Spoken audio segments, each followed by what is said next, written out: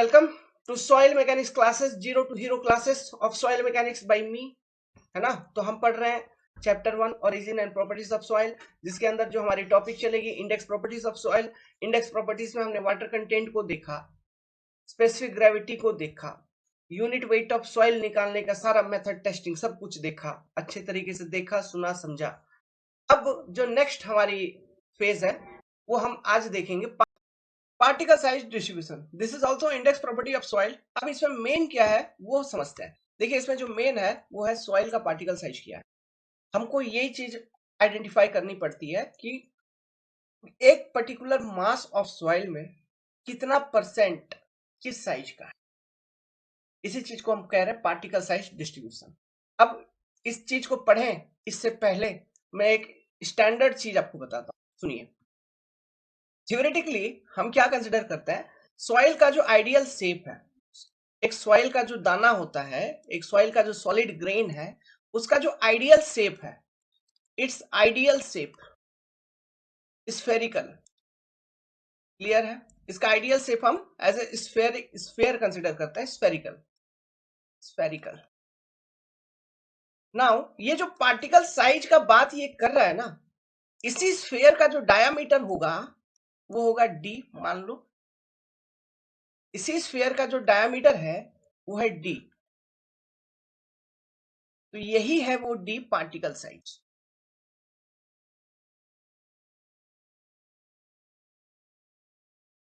किसी चीज को आइडियलाइज तो करना ही पड़ेगा ना, नहीं तो सॉइल का दाना जो आप रियल टर्म में देखते हो तो ऐसा कुछ भी, कोई भी एक आर्बिट्री शेप का हो सकता है।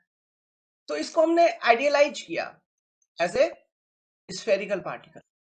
समझ में आ रहा है बात? ठीक है। तो ये एक थियोरेटिकल कॉन्सेप्ट आपका क्लियर है। अब आज के बाद कभी नहीं भूलना सॉइल मैकेनिक्स में कि सॉइल का किस तरह का शेप होता है। सॉइल तो वो होता है स्फेरिकल, और पार्टिकल साइज किस क्या होता है, वही स्फेरिकल शेप ऑफ सॉइल का जो डायमीटर है, दैट इज द पार्टिकल। अब हम सॉइल का पार्टिकल साइज डिस्ट्रीब्यूशन पढ़ेंगे। तो पार्टिकल साइज डिस्ट्रीब्यूशन करने का जो मेन एम है, ऑब्जेक्टिव है अपना, वो ऑब्जेक्टिव क्या है?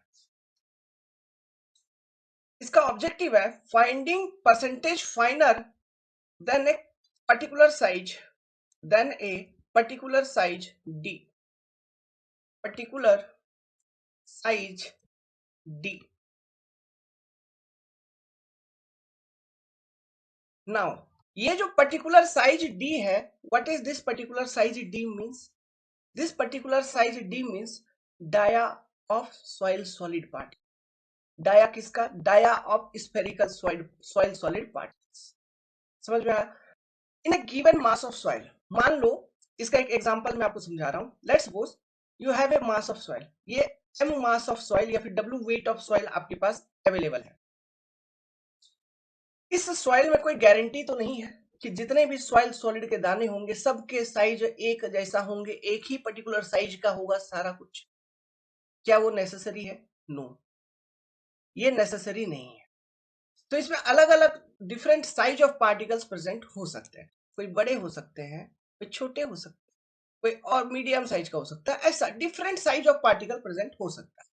अब ये डिफरेंट साइज ऑफ पार्टिकल्स में से, ये जो गिवन मास ऑफ सॉइल है, इसमें से मैं एक पर्टिकुलर साइज को चूज कर लेता हूं, जिस साइज को मैं कहता हूं डी साइज। ये एक पर्टिकुलर साइज मैंने चूज कर लिया, डी साइज। अब इसी डी साइज के करस्पॉन्डिंग मैं एक सीव लूंगा।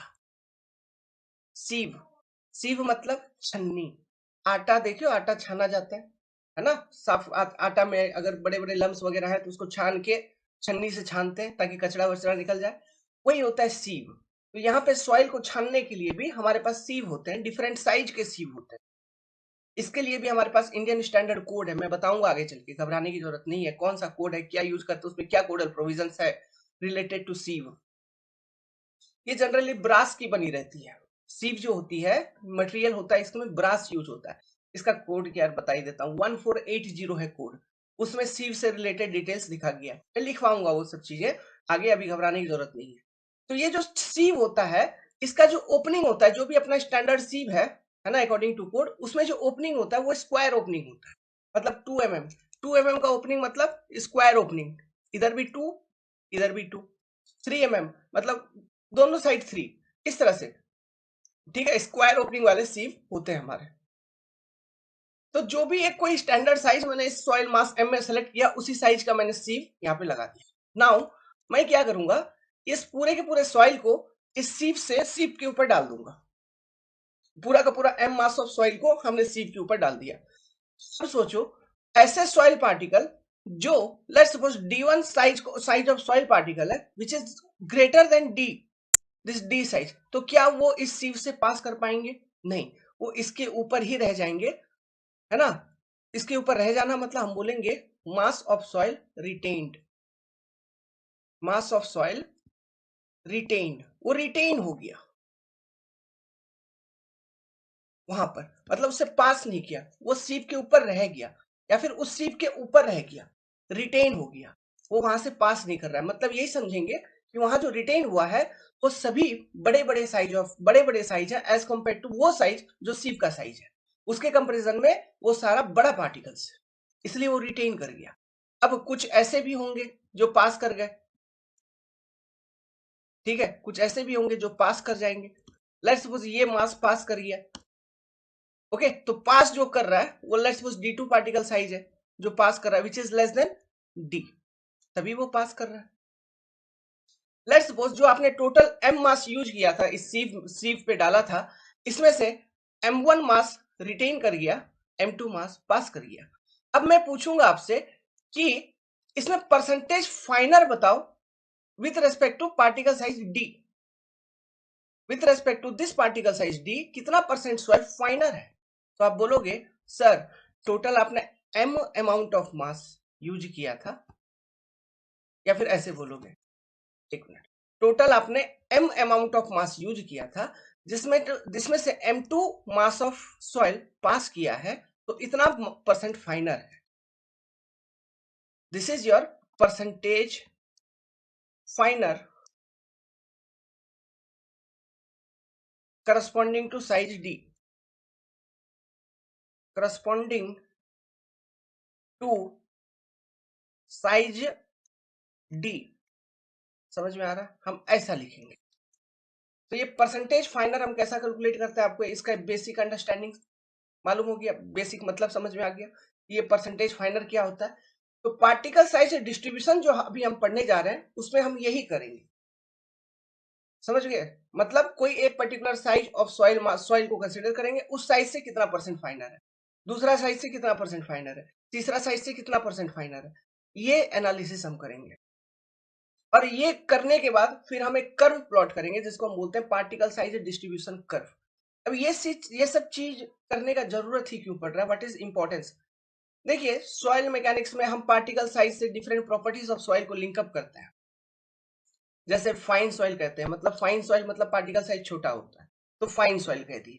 तो वो कोहेसिव होता है, एक प्रॉपर्टी को लिंकअप कर दिया। बड़े साइज होंगे तो कोहेजन लेस होते हैं, एक प्रॉपर्टी को लिंकअप कर दिया। फिर पोरोसिटी को लिंकअप कर देते हैं, वॉइड रेशियो को लिंकअप कर देते हैं, एक्सेट्रा एक्सेट्रा। तो जो सॉइल मैकेनिक्स में अपना इंजीनियरिंग डिजाइन होता है, समझ गए, जैसे फिल्टर वगैरह हमको डिजाइन करना पड़ता है, ठीक है। जैसे आप इन्वायरमेंट इंजीनियरिंग में slow sand filter, rapid sand filter वगैरह पढ़े होंगे, वहां पे आप CU CC कुछ कुछ टर्म वगैरह पढ़े होंगे जो अभी हम पढ़ेंगे।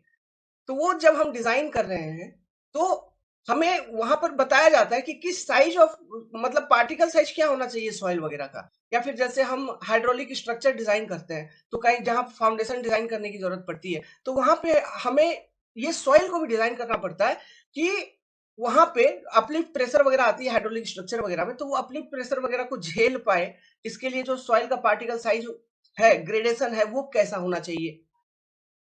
समझ में आ रहा है? तो इन सब चीजों के लिए ये एनालिसिस बहुत जरूरी है।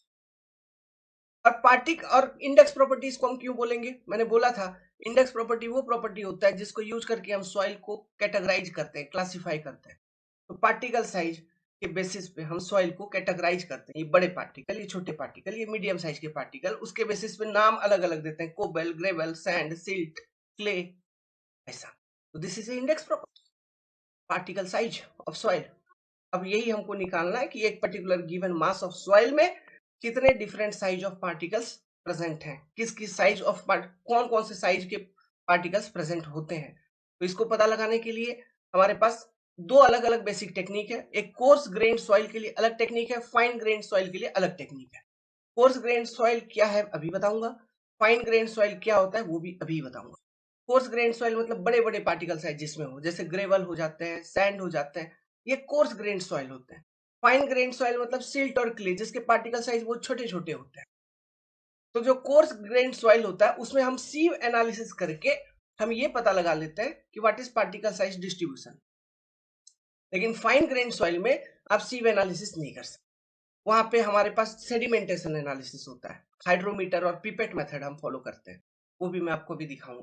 ये टॉपिक बहुत इंपॉर्टेंट है, यहाँ से बहुत सारा कैलकुलेशंस आते हैं, एग्जाम में ऑब्जेक्टिव क्वेश्चंस पूछे जाते हैं, ये पूरा बेस है सॉइल मैकेनिक्स का। हर एक टॉपिक अपने आप में सब्जेक्ट में कुछ ना कुछ इंपॉर्टेंस रखता है, अपना अस्तित्व पाता है, इसलिए हम उसे पढ़ते हैं।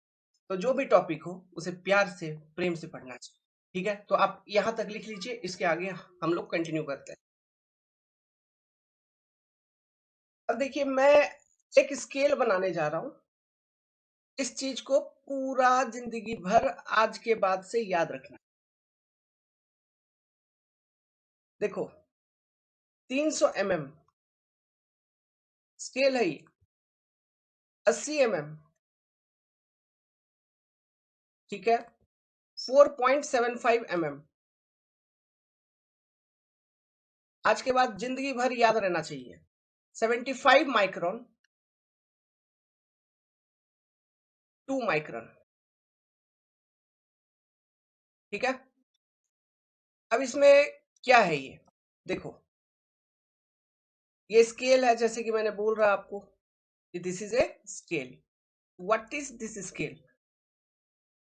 This are the particle size. ये क्या है? Particle size. मान लो कोई सॉइल ऐसा है जिसका particle size is greater than 300 mm, तो 300 mm से बड़ा, मतलब इस तरफ है ना, तो उसे हम बोलते हैं कोबेल, उसे हम बोल्डर बोलते हैं। कोबेल नहीं, उसे हम बोलेंगे बोल्डर है वो।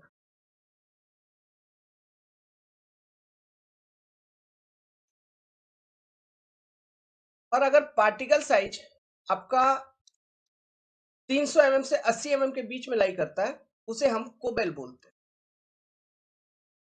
अगर किसी सॉइल का पार्टिकल साइज 80 mm से लेके 4.75 mm के बीच में लाई करता है, उसे हम बोलते हैं ग्रेवल।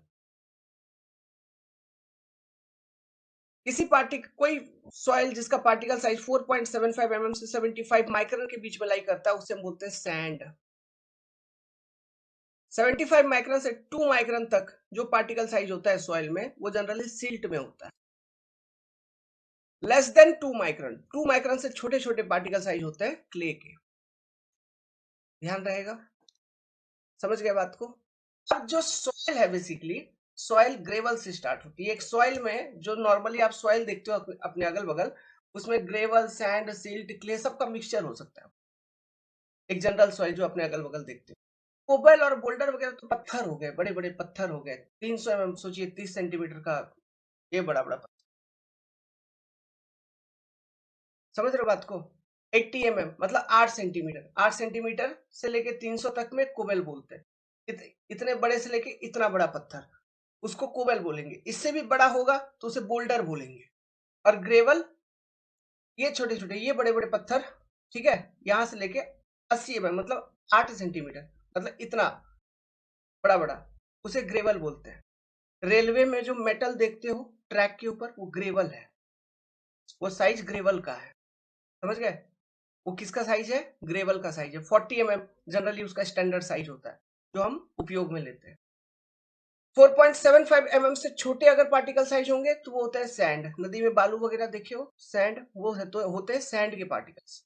75 माइक्रोन से छोटे तो वो होंगे सिल्ट। 2 माइक्रोन से छोटे तो होंगे क्ले। अब ये माइक्रोन वगैरह क्या है ये भी देख लो। होता ये है कि 1 माइक्रोन इज इक्वल टू 10⁻³ ये है कन्वर्जन। और सेम 1 माइक्रोन इक्वल टू, अगर मीटर में बताऊं, अब बोलोगे 10⁻⁶ मीटर। ध्यान रखना आज के बाद हमेशा, समझ गए? Now up to here, where up to sand, so up to sand is categorized as coarse grained,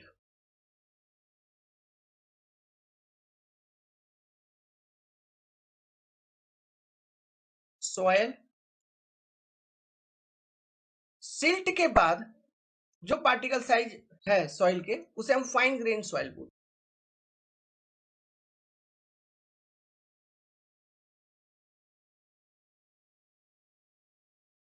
सो मुझे ये बताओ, कोर्स ग्रेन सॉइल में जनरली कौन सा आ गया? ग्रेवल और सैंड कोर्स ग्रेन सॉइल में आ गया, समझ गए। और फाइन ग्रेन सॉइल में कौन आ गया? सिल्ट एंड क्ले आ गया फाइन ग्रेन सॉइल में।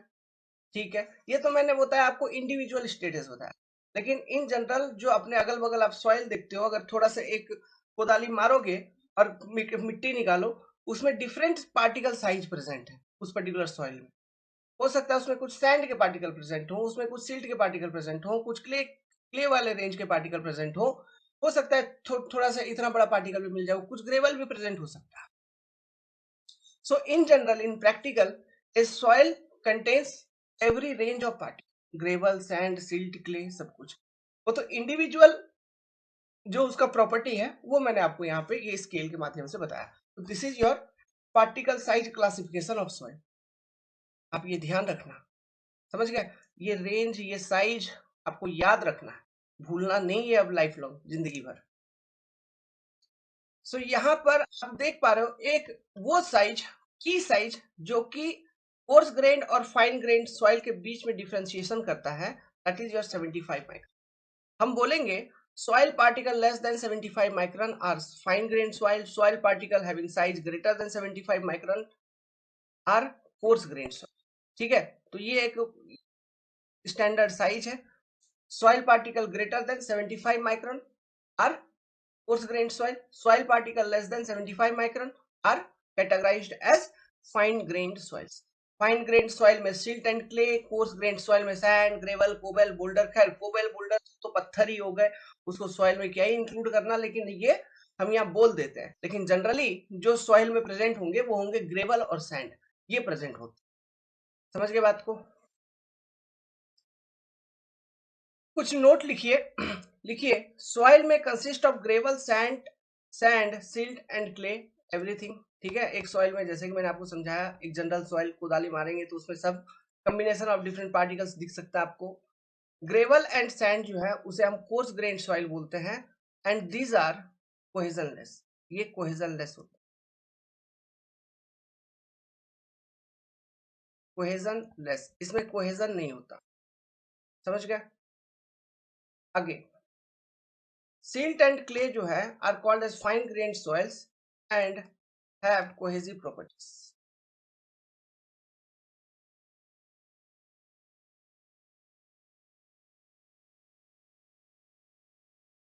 And have cohesion. ये बहुत इंपॉर्टेंट है ना, ये जो टर्म लिखवा रहा हूं, क्योंकि शियर स्ट्रेंथ ऑफ सॉइल में हम देखेंगे इसका एप्लीकेशन, है ना। शियर स्ट्रेंथ बेसिकली सॉइल में जो फाइन ग्रेन सॉइल होते हैं उसमें जो शियर स्ट्रेंथ मिलती है सॉइल को, ड्यू टू कोहेजन नहीं मिलती। ओके, और जो कोर्स ग्रेन सॉइल है, चूंकि उसमें कोहेजन नहीं है, तो उसमें कैसे शियर स्ट्रेंथ मिलेगी? Due to friction, due to interlocking between different particles. हम बताएंगे आगे चल। ओके, तो इसलिए ये जानना बहुत जरूरी है, तो इसको आप एज ए नोट बना के लिख लीजिए। तो ये तो हो गया एक बेसिक चीज। अब चलिए मैं आपको ये जो परसेंटेज फाइनर है, इसको निकालने का एक एग्जांपल प्रॉब्लम सॉल्व करवा के दिखाता हूं। एक क्वेश्चन करते हैं।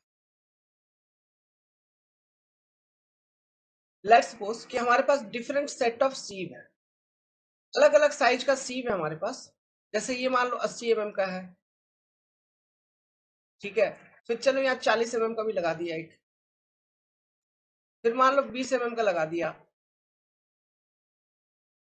फिर बीच में और एक लगा दिया, 10 mm लगा दिया, फिर 4.75 mm लगा दिया। चलो और एक लगा दो नीचे, 75 माइक्रोन सीव साइज लगा दिया। ठीक है, ये डिफरेंट सेट ऑफ सीव है जो हमने लगा दिया। अब देखिए, आपने क्या किया, एक particular mass of soil consider किया। अब ये particular total mass of soil कितना? लेट्स सपोज हम ये जो सीव एनालिसिस में एक एग्जांपल हम सॉल्व कर रहे हैं, तो लेट्स सपोज कि 100 ग्राम मास ऑफ सॉइल हमने कंसीडर कर लिया, 100 ग्राम। अब मैं क्या करूंगा, ये 100 ग्राम सॉइल को सबसे ऊपर देखो, यहाँ पे सीव का जो हमने अरेंजमेंट रखा है, बड़े साइज से लेके छोटे, यही ऑर्डर में सीप को रखा जाता है हमेशा, बड़ा साइज से लेके छोटा की तरफ, है ना। ऐसा नहीं कि छोटा से बड़ा की तरफ आप रखोगे, हमेशा आप बड़े ओपनिंग को ऊपर रखिए, उसके नीचे छोटा, उसके नीचे उसके छोटा, उससे नीचे उसके छोटा, ऐसा। ठीक है, this is the order in which we place this sieve. हमेशा ध्यान रखिएगा, ये कभी कभी अरेंजमेंट भी पूछ लेता है, मैं कुछ स्टैंडर्ड अरेंजमेंट लिखवाऊंगा कुछ केसेस में, तो वो अरेंजमेंट आपको ध्यान रखने पड़ेंगे। ऑब्जेक्टिव क्वेश्चंस में ये अरेंजमेंट भी पूछ लेते हैं। अभी एक एग्जांपल के तौर पे हम चीजों को थोड़ा समझने का कोशिश करेंगे। तो 100 ग्राम सॉइल लिया, 80 mm सीट के ऊपर रखा, लेट्स सपोज यहां से 90 ग्राम पास कर गया, ठीक है, 90 ग्राम ऑफ सॉइल यहां से पास कर गया, तो बचा कितना, रिटेन कितना हुआ, 90 ग्राम अगर पास किया तो 80 mm सीट के ऊपर रिटेन हुआ 10 ग्राम, सिंपल है। अब ये 90 ग्राम इस 40 mm सीट के ऊपर आया, लेट्स सपोज यहां से जो पास हुआ अगेन 80 ग्राम पास हुआ, अगेन ये 40 mm सीट के ऊपर कितना रिटेन हो गया, लेट्स सपोज इसके ऊपर भी अगेन आप बोलोगे सर अगर 90 आया था उसमें से 80 पास किया तो यहां पर भी 10 ग्राम रिटेन हो गया। अब ये 80 ग्राम 20 mm सीप से जा रहा है, लेट्स सपोज यहां से आपका 60 ग्राम पास किया, यहां से आपका 60 ग्राम पास कर गया, तो रिटेन कितना हुआ 20 mm के ऊपर, जस्ट ऑन 20 mm। तो आप बोलोगे सर यहां तो 20 mm रिटेन होना चाहिए, सॉरी 20 ग्राम रिटेन होना चाहिए, ठीक है। अब ये 60 mm 10, ये सॉरी ये 60 ग्राम 10 mm सीप के ऊपर आया, यहां से लेट्स सपोज पास किया 30 ग्राम, तो 10 mm सीप के ऊपर कितना सॉइल रिटेन हो गया, फिर again you will say sir 30 gram retain हो गया फिर तो। अब ये 30 ग्राम ऑफ सॉइल 4.75 सीप से लेट्स सपोज इसका 15 ग्राम पास हो गया, 15 ग्राम पास हो गया, तो रिटेन कितना हुआ 4.75 mm के ऊपर। अब बोलोगे सर 15 ग्राम रिटेन हो गया फिर से। अब ये जो 15 ग्राम है लेट्स सपोज यहां से आपका टोटल कितना 8 ग्राम, मान लो 8 ग्राम या 10 ग्राम मान लो यार, 10 ग्राम पास कर जाता है, 10 ग्राम पास कर जाता है, ठीक है। कहां से 75 माइक्रोन वाले जो सीप साइज है वहां से 10 ग्राम पास करिए, तो रिटेन कितना हुआ 75 के ऊपर, बोलोगे 75 के ऊपर रिटेन हुआ सर 5 ग्राम, ऐसा। ये पास और रिटेन आपको समझ में आया, ठीक है। ये जो है ऊपर this is retained over any size, ये जो चीज है this is pass the corresponding size.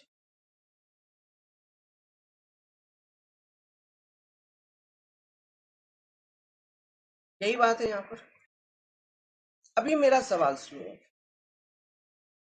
मेरा सवाल है पहला, ये 80 mm जो सीव था इसके ऊपर कितना रिटेन हुआ है 10 ग्राम, है ना। इसके ऊपर टोटल मास आपने लिया 100 ग्राम, उसका रिटेन हुआ 10 ग्राम। तो इस 80 mm के करस्पॉन्डिंग, अगर ये 80 mm सीव के करस्पॉन्डिंग में पूछूं percentage finer than 80 mm, percentage finer than 80 mm, तो आप बोलोगे sir the percentage finer than 80 mm मतलब आपका कितना, जितना पास हो रहा है उतने को हमको वो कितना परसेंट है,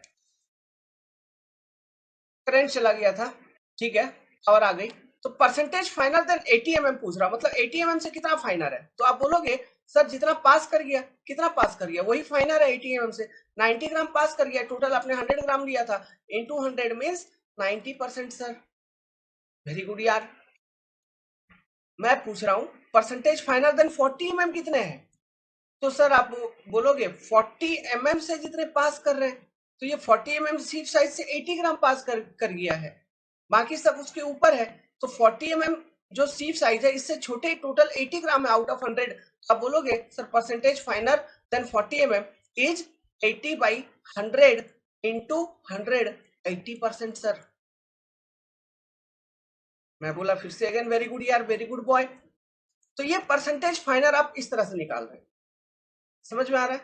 किसी भी एक पर्टिकुलर साइज से जितना पास कर रहा है out of total percentage, that is your percentage finer corresponding to a particular sieve size.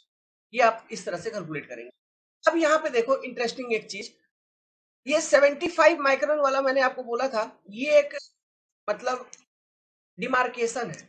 मतलब 75 माइक्रोन से ऊपर जो भी होंगे वो सारे कोर्स ग्रेन सॉइल हैं, और 75 माइक्रोन से नीचे जितने भी सॉइल हैं आपके वो हो गए फाइन ग्रेन सॉइल। ये हो गया कोर्स ग्रेन सॉइल ऊपर और नीचे फाइन। तो मैं पूछूंगा कि टोटल परसेंटेज ऑफ ये जो सॉइल था 100 ग्राम का, इसमें total percentage of course grain soil कितना है? कोर्स ग्रेन सॉइल कितना है ये पूछ रहा हूं। अब बोलोगे सर ये भी बताना मेरे लिए कोई बड़ी बात नहीं है। क्यों? आप बोलोगे कोर्स ग्रेन सॉइल वही होंगे ना सर जो 75 माइक्रोन से बड़े होंगे। तो कोर्स ग्रेन सॉइल वही हुए ना सर जो 75 माइक्रोन को पास नहीं कर रहे हैं। तो 75 माइक्रोन सीप को कितना पास किया? 10 ग्राम पास किया। तो बाकी का 100 में से 90 ग्राम, तो ये 75 माइक्रोन के ऊपर ही है कहीं ना कहीं। तो वो सभी कोर्स ग्रेन सॉइल की कैटेगरी में आएंगे। समझ रहे हो? सभी कोर्स ग्रेन सॉइल की कैटेगरी में आएंगे। तो what is the total soil retained above 75 micron, वो हमको देखना है। 10 plus 10 plus 20 plus 30 plus 15 plus 5, 90 grams. So percentage of coarse grained soil is your 90 by 100 into 100. Again 90% soil of this total 100 gram of soil is coarse grained soil. तो अगर 90 coarse grained soil है तो 10 ग्राम पास कर रहा है, that is your 10% is fine grained soil.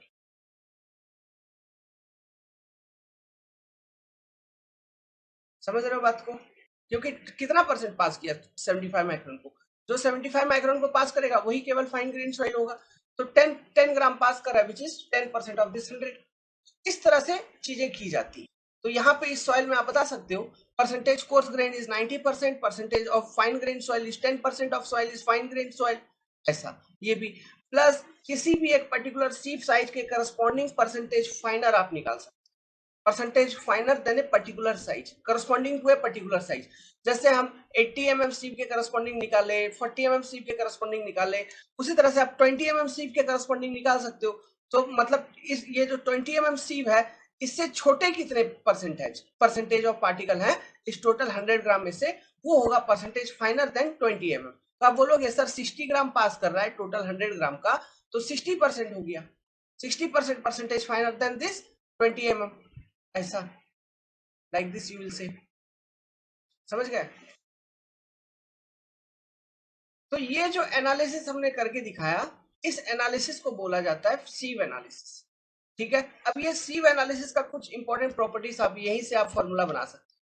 देखो किसी एक पर्टिकुलर सीव के लिए जैसे 80 mm सीव साइज से हमने परसेंटेज फाइनर निकाला, तो 90% आर परसेंटेज फाइनर, तो परसेंटेज रिटेन्ड कितना होगा?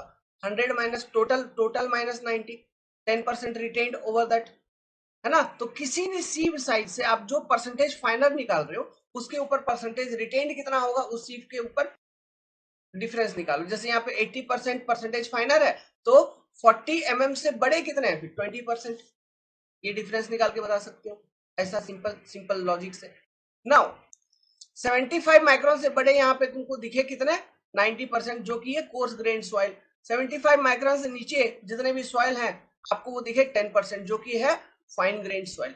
नाउ ये टोटल मास ऑफ सॉइल में मैं अगर आपसे पूछूं कि व्हाट इज परसेंटेज फाइननेस, तो आप बोलोगे परसेंटेज फाइननेस मतलब वो मतलब the percent of total silt and clay, that is percentage of soil less than 75 micron size, that is called as percentage fineness। मतलब 10% is percentage fineness in this particular case।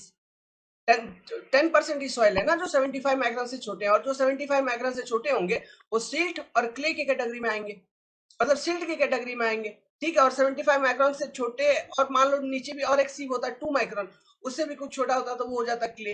तो silt और clay total मिला के किसी एक soil में कितना है उसी को हम बोलते हैं percentage fineness in that particular soil. ध्यान में रहेगा। परसेंटेज फाइनर देन ए करस्पॉन्डिंग साइज कैसे निकालोगे? ध्यान में रहेगा। Percentage of soil retained above the corresponding size कैसे निकालोगे? ध्यान में रहेगा। सिंपल है। चीजें। तो यही होता है, इसी तरह से हम करते हैं सीव एनालिसिस, और उसका कैलकुलेशन का बेसिक यही है। तो आप ये कैलकुलेशन करने का तरीका याद रखना, ध्यान रखना, आपका जिंदगी में कभी भी क्वेश्चन गलत नहीं होगा। किताबों में बढ़िया मस्त टेबल टाइप से बना के कैलकुलेशन करता है, वो अपने को नहीं चाहिए। हमें एग्जाम ओरिएंटेड है ना, हमारा कंपटीशन कैसे क्रैक होगा, हमें वो सीखना है। इस तरह से सीख करो, कंपटीशन तुम्हारी क्रैक हो जाएगी।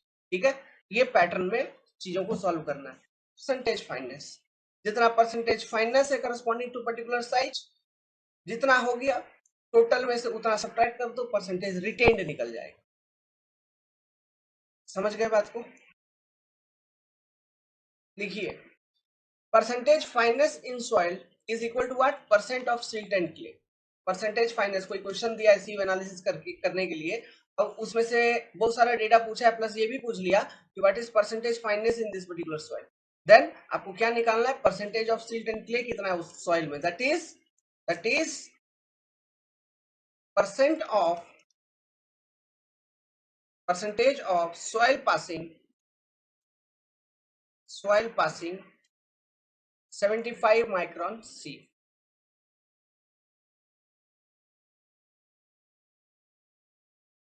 समझ गए? एग्जाम्पल जो हमने कैलकुलेशन किया उसमें था 10% ऑफ फाइन सॉइल, जो कि आपका परसेंटेज फाइननेस। ओके, लिखिए, percentage fineness means percentage of fine soil that is silt and clay in overall soil. जो ओवरऑल सॉइल है उसमें टोटल कितना percent of silt and clay है, that is your percentage fineness in soil. ये बहुत important है, ये इसका कैलकुलेशन करना बहुत इंपॉर्टेंट है। क्यों? परसेंटेज फाइननेस के बेसिस पे, on the basis of percentage fineness हम सॉइल क्लासिफाई करते हैं। तो सॉइल क्लासिफिकेशन पढ़ाएंगे आगे, ठीक है, इंडियन स्टैंडर्ड सॉइल क्लासिफिकेशन। तो वहां पे हम आपको सिखाएंगे कि बेस्ड ऑन परसेंटेज फाइननेस किस तरह से सॉइल का नेम चेंज हो जाता है। ठीक है, वहां क्लासिफिकेशन में देखेंगे। तो ये टर्म क्या है ये आपको मालूम होना चाहिए था। तो percentage fineness in soil is what, percentage of fine grain soil in overall soil, that is percentage of silt and clay in overall soil. जो एग्जांपल हमने अभी आपको बताया उसमें 10% ऑफ परसेंटेज फाइननेस था। नाउ आगे लिखिए, by using concept of particle size analysis we can find percentage of different size of particle present in soil. यही हम निकाल सकते हैं कितने कितने साइज के कितने परसेंट पार्टिकल प्रेजेंट है, ये हम इजीली कैलकुलेट कर सकते हैं by using the concept of particle size analysis. तो ये कैसे करते हैं, इसके लिए जो मेथड हम यूज करते हैं वो क्या है, in soil using following methods. What are the method? दो मेथड है स्पेशली। एक जिसको हम बोलते हैं मैकेनिकल एनालिसिस, मैकेनिकल एनालिसिस, या फिर आप इसको इन जनरल सीव एनालिसिस भी कहा जाता है।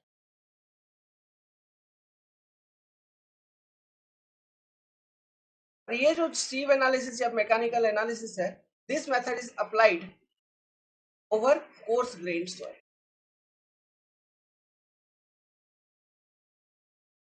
Course grand soil, course grand soil मतलब सैंड एंड ग्रेवल। सैंड और ग्रेवल के केस में हम सीव एनालिसिस करते हैं, मैकेनिकल एनालिसिस करते हैं to find out percentage of different size of particle present in a given soil mass. Clear है?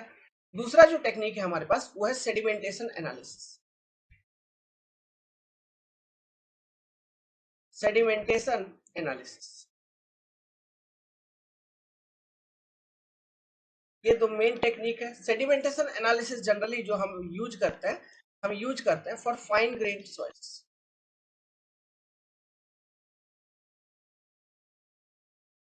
ओके, फाइन ग्रेन्ड सॉइल्स के ऊपर हम सेडिमेंटेशन एनालिसिस करते हैं। करने के बाद हमको different size of percentage of different size of particle present in a given mass of soil का आइडिया लग जाता है। सेडिमेंटेशन एनालिसिस के अंदर जो हम पढ़ेंगे हाइड्रोमीटर मेथड, पिपेट मेथड, इन सब मेथड्स को हम इसमें पढ़ने जा रहे हैं। ठीक है, तो आप यहां तक लिखिए। एक टेबल बना रहा हूं, इस टेबल को आप ध्यान रखना। ठीक है, देखिए पार्टिकल साइज डिस्ट्रीब्यूशन जो हम करते हैं, हमारे पास स्पेशली दो तरह के सॉइल हैं, coarse grain and fine grain. Course grain soil के लिए हम करते हैं मैकेनिकल एनालिसिस,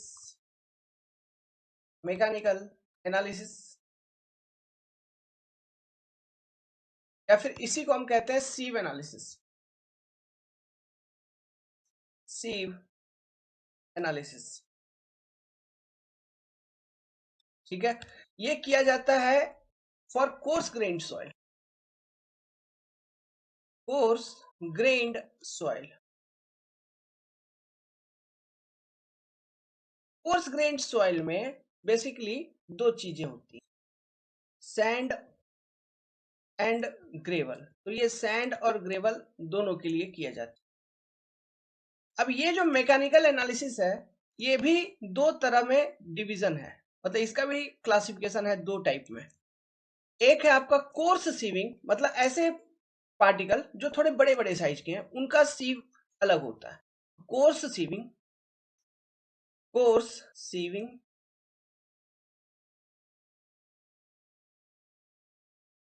और फाइन सीविंग। फाइन सीविंग में भी ना दो तरह का सीव एनालिसिस हम करते हैं, दो प्रोसेसेस। एक है ड्राई सीविंग सीविंग एंड दूसरा है आपका वेट सीविंग। एक एक करके सबको देखेंगे, ठीक है। नाउ ये हो गया आपका कोर्स ग्रेन सॉइल का। अब बात करते हैं हम फाइन ग्रेन सॉइल का। इसके लिए हम करते हैं sedimentation analysis.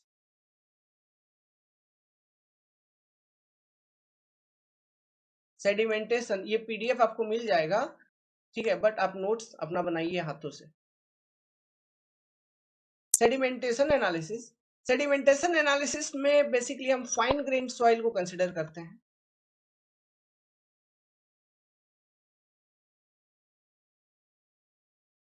Okay, fine grain soil that is size less than 75 micron,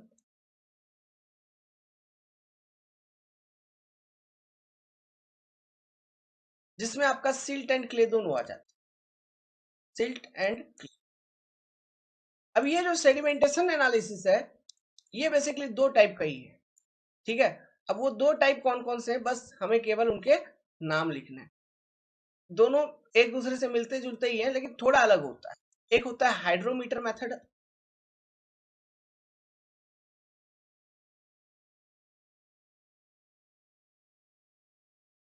ठीक है। ये हाइड्रोमीटर एक इक्विपमेंट होता है which is use to find out specific gravity of suspension या फिर स्पेसिफिक ग्रेविटी ऑफ लिक्विड। यहाँ पे हम देखेंगे जो फाइन ग्रेन सॉइल है, उसका हम सॉल्यूशन बनाते हैं, सस्पेंशन बनाते हैं, है ना। तो फिर हम इसको यूज करके स्पेसिफिक ग्रेविटी ही निकालते हैं, वो कॉन्सेप्ट है। तो ये हाइड्रोमीटर इक्विपमेंट का बारे में एग्जाम में पूछा जाता है कि हाइड्रोमीटर इक्विपमेंट का यूज क्यों होता है। तो हाइड्रोमीटर इक्विपमेंट का यूज होता है to find out the specific gravity of liquid, है ना। आगे पिपेट मेथड, पिपेट मेथड सभी है, सभी जैसे मेथड होते हैं हम लिखवा देंगे नोट में। एक्सरे डिफ्रैक्शन मेथड एक मेथड है, जो कि बहुत फाइन अगर पार्टिकल है, जैसे क्ले है, फाइन क्ले, मतलब साइडल पार्टिकल्स, बहुत छोटे छोटे पार्टिकल्स, बहुत फाइन, उस तरह के सॉइल में पार्टिकल साइज उस वो फाइन में भी, एक तो फाइन है ही, उसमें भी कौन कितना बड़ा कौन कितना छोटा, उसके एनालिसिस के लिए भी हमारे पास मेथड है, जिसको हम बोलते हैं एक्सरे डिफ्रैक्शन मेथड वगैरह। हम उसका नाम भी आपको नोट में लिखवा दें। ये अपना बेसिक है, जो हम पढ़ेंगे इनके बारे में पूरे एक एक करके बहुत अच्छे तरीके से डिटेल में पढ़ेंगे। कोर्स सीविंग पढ़ेंगे, फाइन सीविंग पढ़ेंगे, ड्राई सीविंग पढ़ेंगे, वेट सीविंग पढ़ेंगे, हाइड्रोमीटर पढ़ेंगे, पिपेट मेथड पढ़ेंगे, मैं बताऊंगा, डेरिवेशन इक्वेशन सब कुछ इसमें करवाऊंगा, ठीक है। इस टेबल में और एक चीज डाल लो तो थोड़ा और परफेक्टनेस के साथ क्लीन लगेगा। जो ये मैकेनिकल एनालिसिस और सीव एनालिसिस कर रहे हैं, इसमें ब्रैकेट में लिख लो for D greater than 75 micron, और यहाँ पे ये तो लिख ही दिया size less than 75 micron, this is size greater than 75 micron soil के लिए, ये जिसमें सैंड और ग्रेवल आ जाता है। ये जो पिपेट है ना, इसका स्पेलिंग भी सुधार लो, PIP, एक तो ई छूट गया था, PIPETTE, ऐसा लिखते हैं, पिपेट मेथड। ठीक है, लिखिए कोर्स सीविंग या gravel sieving, these sieves are designated by, पहला point, sieves are designated by its square opening in mm और micron और by its number। देखिए सीव का जो रिप्रेजेंटेशन होता है वो दो तरीके से आप रिप्रेजेंट कर सकते हैं, either bye its square opening, मतलब कितना एमएम का स्क्वायर ओपनिंग है, जैसे ये पेज जहां पे मैं लिख रहा हूँ यहाँ पे देखो छोटा छोटा स्क्वायर स्क्वायर है, तो यही मान लो कि सीव है, एक सीव है ना, तो इस सीव में एक छोटा सा ओपनिंग कितने साइज का है, तो ये स्क्वायर ओपनिंग 2 mm का है, तो 2 mm सीव, 3 mm सीव, ऐसा। तो जो ये बेस्ड ऑन दिस साइज, जो सीव की रेंज होती है हमारे पास बेसिकली 80 mm से लेके 75 माइक्रोन तक का सीव अवेलेबल होता है, क्योंकि उससे नीचे तो हम सेडिमेंटेशन एनालिसिस वगैरह करते हैं, तो उसके नीचे का सीव जनरली हम रखते नहीं है, लेकिन फिर भी अवेलेबल तो है। लेकिन जो सीव एनालिसिस में जो standard set of sieve use किया जाता है उसका साइज का रेंज 80 से लेके 75 माइक्रोन तक की होती है। अब देखिए, तो सीव को डेजिग्नेट करने का मतलब उसको रिप्रेजेंट करने का है ना जो तरीका है वो है दो, कौन, या फिर स्क्वायर ओपनिंग में जो कि जिसका साइज होगा एमएम में या माइक्रोन में, या फिर उसका number, this is concept of sieve number. ठीक है, क्या होता है मैं अभी आपको सिखाऊंगा कि what is sieve number and what is this square opening concept. Square opening तो आप समझ ही रहे हैं, सीधा स्ट्रेट फॉरवर्ड, लेकिन इन दोनों में से किसको स्टैंडर्ड फॉलो करें, कौन सा स्टैंडर्ड फॉलो करें, ये क्लियर करने वाला कोई होना चाहिए, है वो है अपना इंडियन स्टैंडर्ड 460, ये ईयर है शायद 1962, 1962 मैंने अभी मोबाइल में निकाल के रखा है ये कोड। तो ये जो कोड है इसका नाम ही है Indian standard specification for test sieve, IS, Indian standard specification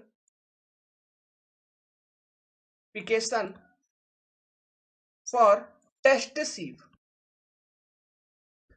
आपको अलग अलग किताब में अलग अलग कोड बुक का नाम मिलेगा, लेकिन आप ये ध्यान रखना एग्जाम में यही पूछेंगे, Indian standard specification for test sieve. ये कहता है, ये क्लियर करता है इंडियन स्टैंडर्ड कोड कि this sieve should be designated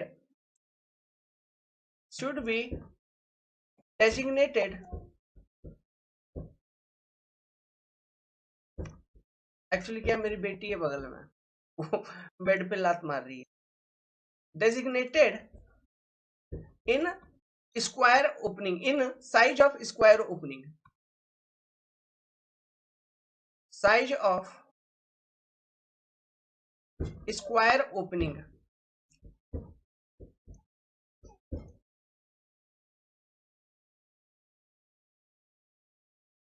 ठीक है,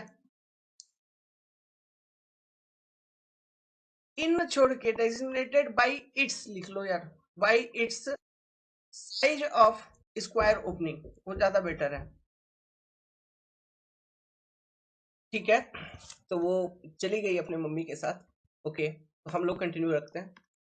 सीव, मैंने जैसे बोला सीव दो तरह से उसको डेजिग्नेट किया जाता है, square opening and sieve number को यूज करके। This concept is very much important, try to understand, I will explain you completely. Square opening वाला तो अपना इंडियन स्टैंडर्ड कोड बोल ही दिया है 460 ने, चल भाई रेडी हो जा तू, कोई दिक्कत नहीं उसमें, झंझट नहीं है ना। एक बार समझ लेते हैं क्या स्क्वायर ओपनिंग। मान लो एक सीव है, ठीक है, ये आपका सीव है और ये 20 mm का सीव है, मान लीजिए मैं ऐसे बोल दिया कि इट इज सीव ऑफ 20 mm, मतलब इस सीव में जो एक ओपनिंग का साइज होगा ना, एक तो ये स्क्वायर होगा, ये 20 होगा, ये 20 होगा, इस तरह जो ओपनिंग्स होंगे वो 20 mm के होंगे। समझ में आ रहा है, opening in sieve is of 20 mm.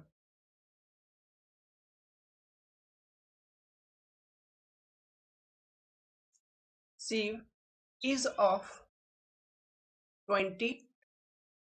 This is square opening. समझ गए? स्क्वायर यार. तो ये ओपनिंग एमएम में हो सकती है या माइक्रोन में हो सकती है. दोनों दोनों अलाउ है. माइक्रोन में भी साइज हो सकता है. Okay, no confusion in that. अब चलते हैं दूसरा समझते हैं. सीव नंबर क्या है? सीव नंबर समझना बात को, थोड़ा ये मजेदार है. लेट कि कोई एक सीव है जिसका सीव नंबर है. अच्छा, सीव मैं SCIV लिखता हूं, कहीं SIV होगा, है ना? तो ओके, इसमें घबराने का जरूरत नहीं है. स्पेलिंग आगे पीछे होता है इसमें. ओके, तो लेट्स सपोज कोई सीव है जिसका नंबर है 6. मान लो sieve number is 6. What does it mean? क्या मतलब होता है सीव नंबर 6 का? सीव नंबर 6 का ये मतलब होता है कि ये जो भी सीव है जिसका सीव नंबर है 6, उस सीव का बारे में बता रहा हूं कि इन 1 inch length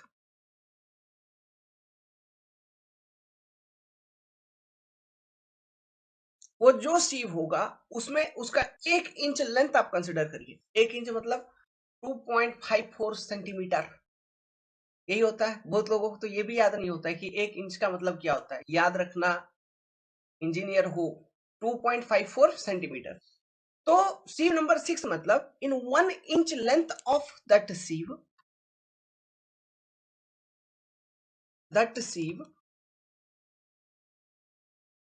there are total 6 equal size square opening.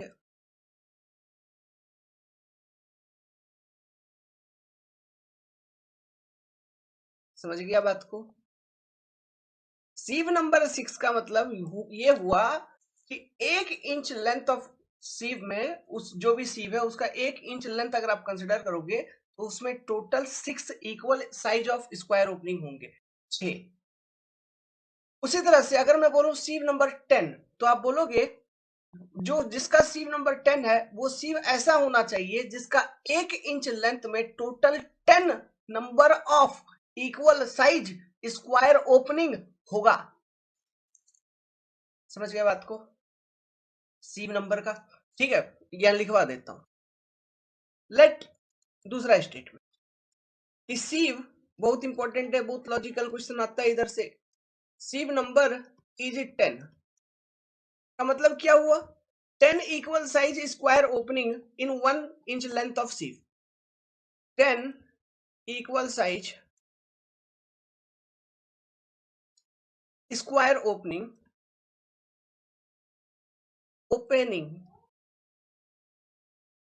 in 1 inch length of that sieve. Now दोनों में देखो 1 इंच को कांस्टेंट लेके चल रहा है, बेस लेके चल रहा है. 1 इंच लेंथ आपका एकदम कांस्टेंट है. चाहे वो 10 सीव नंबर 10 का बात करो या सीव नंबर 6 का बात करो, लेंथ वही 1 इंच है. लेकिन उसी 1 इंच में सीव नंबर 10 में 10 इक्वल स्क्वायर ओपनिंग बनानी है, और उसी 1 इंच लेंथ में सीव नंबर 6 में 6 इक्वल स्क्वायर ओपनिंग बनानी है. तो मेरे को ये बताओ, इन दोनों सीव को कंपेयर करके विजुअलाइज करो, इमेजिन करो, कौन से सीव में साइज ऑफ ओपनिंग ज्यादा होगा, कौन से सीव में साइज ऑफ ओपनिंग कम होगा? ऑब्वियसली मैं बोलूंगा कि सर सीव नंबर 10 जो है, इसमें जो मतलब जो एक ओपनिंग है उसका साइज सीव नंबर 6 के कंपैरिजन में कम है. मतलब लार्जर द सीव नंबर जैसे जैसे तुम बढ़ाते चलोगे, size of opening of sieve reduces.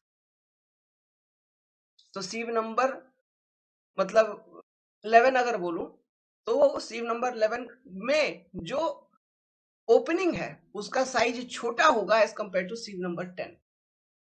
Logic clear है, अंडरस्टूड हुआ? इमेजिन करो यार, विजुअलाइज करो, एक इंच है, उसी में तुमको 6 ओपनिंग बनानी है, वही 1 इंच लेंथ में 10 इक्वल ओपनिंग बनानी है, तो किस केस में बड़ा किस केस में छोटा होगा ओपनिंग? ऑब्वियसली 6 वाले केस में ओपनिंग बड़ा होगा, 10 वाले केस में ओपनिंग हो जाएगा तुम्हारा छुट्टा।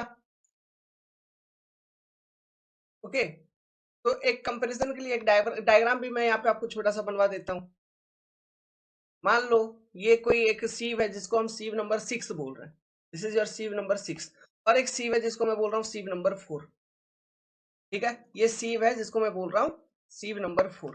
Just for your comparison, for your understanding, for your personal knowledge, ऐसे तो सब चीज सिखा दिया है।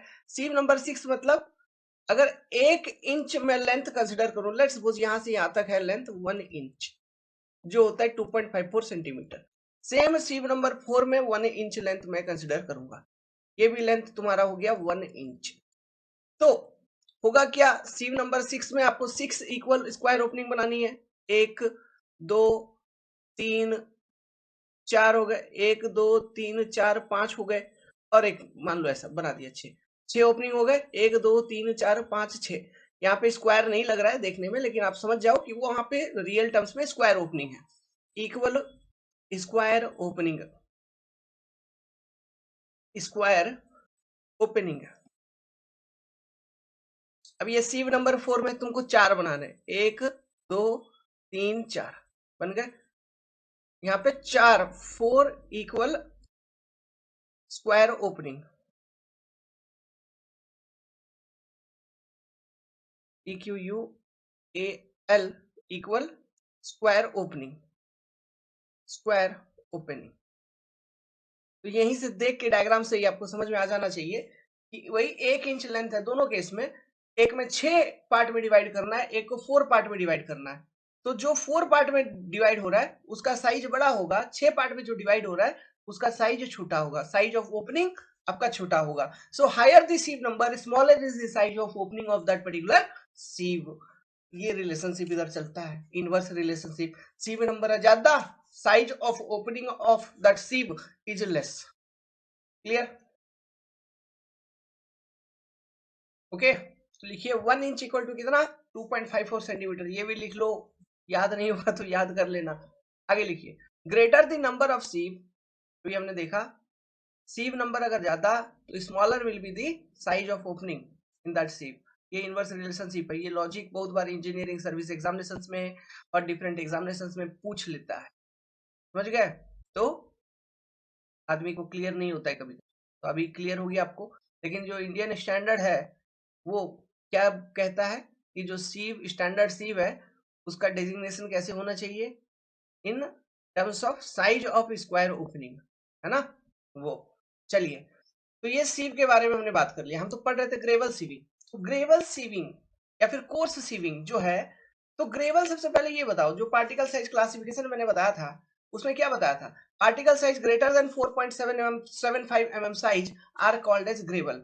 80 से लेके 4.75 mm तक रेंज होता है ग्रेवल का, यही होता है। तो 80 से लेके 4.75 mm के बीच में सारे सीव्स में यूज करूंगा, और वो जो सीव्स होगा different different size of sieve use करूंगा, और वो जो सीव होगा सबसे बड़ा साइज का सीव को ऊपर, उससे छोटा साइज का थोड़ा नीचे, उसके छोटा उससे नीचे, उससे छोटा उससे नीचे, ऐसे प्लेस करूंगा। मतलब जो सीव को हम प्लेस करेंगे डिक्रीजिंग ऑर्डर ऑफ साइज में हम प्लेस करेंगे।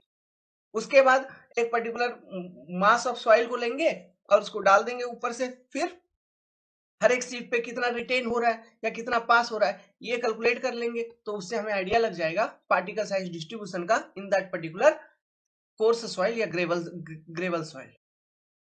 यही चीज है। चलिए लिखिए, लिखिए ग्रेवल सीविंग और coarse sieving is done for the soil fraction having size greater than 4.75 mm। 4.75 mm से छोटा और 75 माइक्रोन से जो बड़ा होगा उसके लिए हम करते हैं फाइन सीविंग। ठीक है, ओके, ये ग्रेवल सीविंग, उसके लिए हम करेंगे फाइन सीविंग जो कि सैंड की फ्रैक्शन है। आगे, in this sieving sieves are arranged in decreasing order of the size from top to bottom. Top में सबसे बड़ा, फिर उससे छोटा, फिर उससे छोटा, फिर उससे छोटा, decreasing order of size of sieve. इस तरह से हम इस सीव्स को अरेंज करते हैं। Now generally these sieves are used, okay, कौन सा 80 mm, 40 mm, 20 mm, 10 mm, 4.75 mm, इन सारे सीव्स को, ठीक है, इनका सेट को हम प्लेस करेंगे एक के ऊपर एक। रैक होता है, ठीक है, रैक होता है, सीव को होल्ड करने का रैक होता है। तो इनको हम प्लेस करके फिर एक ही बार ऊपर से डाल दो। अच्छा, ये जो रैक होती है ना, देखो सीव करने का थोड़ा प्रोसेस बताता हूँ। ये जो रैक होती है, ठीक है, इसको हम सीव सेकर बोलते हैं। सीव सेकर एक रैक होती है पूरा का पूरा। इसमें एक सीव इधर लगाओ, दूसरा, तीसरा लगा दिया, और सॉइल जो भी सैंपल है उसको यहाँ पे डाला, उसके बाद ऑन कर दिया मशीन को, वो सेक हो गया। या फिर मैनुअली भी सेक कर दो, हिला सकते हो इसको, तो सेक हो जाएगा। तो अपने जिसको जो जहां से पास करना है वो पास कर जाएगा, जिसको जिधर रिटेन करना है वो रिटेन कर जाएगा। लगभग 10 मिनट तक हम सेक करते हैं, 10 मिनट्स तक। ओके, ये चीज है। या फिर जो मैनुअल है ना, मैनुअल मतलब मैनुअल जैसे आटा कैसे छानते हो वैसे भी कर सकते हो मैनुअली। आप मतलब बड़ा बड़ा सीव होता है यार, ये 80 mm का सीव समझ रहे हो? 80 mm मतलब 8 सेंटीमीटर, इतने बड़े बड़े। ओके, तो सीव भी बहुत बड़ा साइज का सीव होता है, ठीक है। तो मतलब उसको ना लेबर से वैसे पकड़ता है। अरे मेरे पास फोटो है, लेकिन मेरा, मैं खुद करवा रहा था। ओके, रेलवे का बालास्ट का सीव एनालिसिस करवा रहा था। तो देखिए लेवर सब क्या है, दो दो लेवर एक तरफ रहेंगे, दो लेवर दूसरे तरफ, 4 लेवर लगते हैं वो सीव को उठा के छन्नी करने में, एक एक बार। समझ में आ रहा है? बड़ा बड़ा साइज का होता है सीव, तो उसको यूज करके छन्नी किया जाता है। रेलवे का बालास्ट का सीव एनालिसिस करते हैं तो वो ग्रेवल सीविंग होता है, कोर्स सीविंग होता है। समझ रहे हो बात को? ठीक है, तो वही है आप तुम्हारा। तो या फिर तुम मैनुअली करवा सकता है, या फिर आप उसका मतलब लेबोरेटरी वगैरह में हो तो वहां सीव सेकर वगैरह होगा, वहां पे डाल के आप कर सकते हो। दोनों में दोनों तरह का अलग अलग उपाय है, ठीक है, किसी भी तरह से किया जा सकता है। मैनुअली भी किया जा सकता है, या फिर सीव सेकर को इस्तेमाल भी किया जा सकता है। ओके, बड़े बड़े होते हैं, ऐसा नहीं समझना ये छोटा छोटा सिंगल अकेले कर लोगे। ये ग्रेवल वाला है, ठीक है, अकेले नहीं होता है, बड़ा बड़ा साइज का होता है, 2-2 मीटर साइज का होता है पूरा, बड़ा बड़ा। 4-4 आदमी लगते हैं उसको, मतलब ये सेक करने में उठा के। ओके, क्योंकि जो सैंपल हम लोग कंसिडर करते हैं सीव करने के लिए, 25 से 30 किलो सैंपल लेते हैं। समझो 25 से 30 किलो उठा के ऐसे सेक करोगे, वो भी उतना बड़ा चीज को अकेले कैसे? हनुमान जी हो क्या? नहीं होता है ना। 4 आदमी रहते हैं और मिला के सेक करते हैं, ठीक है। इमेजिन हो रहा है आपको? मतलब अरे इस तरह से होता है, मैं डायग्राम बना देता हूँ। ये ऐसा होगा, ये सीव होगा, ठीक है, बड़ा सा, इसमें ओपनिंग्स होगा, यहाँ एक हैंडल, इधर एक हैंडल, इधर एक हैंडल, इधर एक हैंडल, यहाँ एक आदमी, इधर एक आदमी, इधर एक आदमी, इधर एक आदमी, बस आगे पीछे आगे पीछे, ठीक है। समझ गया बात को? अब यही होता है, यही है सीव। इसी में सैंपल डालोगे, ओपनिंग्स होता है, जो पास किया किया, जो रिटेन हुआ उसको कलेक्ट कर लो। फिर जो कलेक्ट किया, फिर बगल में वेट मेजरमेंट के लिए भी मशीन रखते हैं हम लोग, स्प्रिंग बैलेंस वगैरह जो भी है, वेट मेजर कर लो, ठीक है। वहां से फिर सैंपल मतलब सीव एनालिसिस हो जाती है। ये चीज होता है। रेलवे में सीव एनालिसिस करने का क्या जरूरत है? अरे भाई हमको वो लगाना है ना, जो बालास्ट का स्टैक तुमने जमा करवाया, पत्थर तुड़वा के जो कंपनी स्टैक मंगवा के रखा है, वो स्टैक में जो हमको आइडियल सैंपल साइज चाहिए, वो क्या आइडियल बालास्ट साइज है कि नहीं है? ठीक है, मतलब देखो सभी तो एक जैसा यूनिफॉर्म वो लाना मुश्किल है भाई, कुदरत में सब एक जैसा नहीं होते हैं। दो आदमी अगर एक जैसा दिखता भी है तो उसका कहीं ना कहीं बाल, नंबर ऑफ बाल अगर गिनोगे तो वो डिफरेंस कहीं ना कहीं हो जाएगा। तो कोई भी चीज एक दूसरे से एकदम एग्जैक्टली सिमिलर तो होगा नहीं। समझ रहे हो? तो वो जो बालास्ट का स्टैक जमा करेंगे, तो उसमें डिफरेंट साइज ऑफ बालास्ट हो सकता है, लेकिन मैक्सिमम परसेंटेज ऑफ वो साइज होना चाहिए जो हमें रिक्वायर्ड है। तो वो फाइंड आउट करने के लिए सीव एनालिसिस करके वो परसेंटेज फाइंड आउट करते हैं कि जो हमारा रिक्वायर्ड साइज है उसमें उसका उसमें कितना परसेंट है, ठीक है। वो कम से कम 80 to 90% वो होना चाहिए। समझ गए? तो इस हिसाब से फिर 85% तक मैंने पास करवाया था, ठीक है। ऐसे रेलवे वाला तो बोल रहा था मोर देन 1992, उतना अचीव करना थोड़ा प्रॉब्लम होता है। 85 तक हमने पास करवा लिया था, 80 से ऊपर था पास करवा लिया था। ओके। और एक चीज बताता हूँ इंटरेस्टिंग, यहीं पर अभी इतना बात बता ही दिया तो, ये पास करवाने के लिए मुझे बुलाया गया था अलग से। एक्चुअली वो मेरे मामा जी की कंपनी थी, तो जिस जोन में वो काम चल रहा था ना, ठीक है बताता हूँ, ये एमपी में चल रहा था, एमपी छत्तीसगढ़ बॉर्डर के ऊपर। तो वहां के जो डिप्टी चीफ इंजीनियर सर थे रेलवे के, वो मेरे को बहुत बढ़िया पसंद करते थे, समझ गए। तो इसलिए मैं फिर मेरे को बुलाया था, ताकि तुम कुछ कैलकुलेशन वगैरह साइड पे रह के फोटो कम से कम खिंचवा लो भाई, है ना, ताकि मतलब वो ट्रस्ट, एक ट्रस्ट होता है ना, एक ट्रस्ट डेवलप हो जाता है कि मतलब चलो हाँ हाँ ठीक है पीयूष था, हाँ चल ठीक है सही होगा, पास हाँ चल पास, इस चीज का बेनिफिट उठाने के लिए। लेकिन करप्शन नहीं किए, है ना, वो चल जाता है। ओके। बात क्या होता है, जब आप बलास्ट रेलवे पे ट्रैक पे बिछाएंगे, उसमें से छोटे छोटे पार्टिकल्स हैं, वो अपने आप मतलब बहुत सारा पार्टिकल 10-15% तो वेस्ट होता ही होता है, समझ गए। और नीचे, पहले तो नीचे दब जाता है बहुत सारा चीज सॉइल फॉर्मेशन के ऊपर। ओके, जो मुर्रम वगैरह भी डालते हो उसमें भी दब जाएंगे, क्योंकि देखो यार, सभी लोग अच्छे से परफेक्टली काम तो नहीं करता है, समझ रहे हो, कुछ ना कुछ हानि मतलब खामियां होती ही होती है। तो बहुत सारा बालास्ट तो मुर्रम में दब जाता है, उसमें मिल जाता है ब्लैंकेट मटेरियल में मिल जाता है, ठीक है।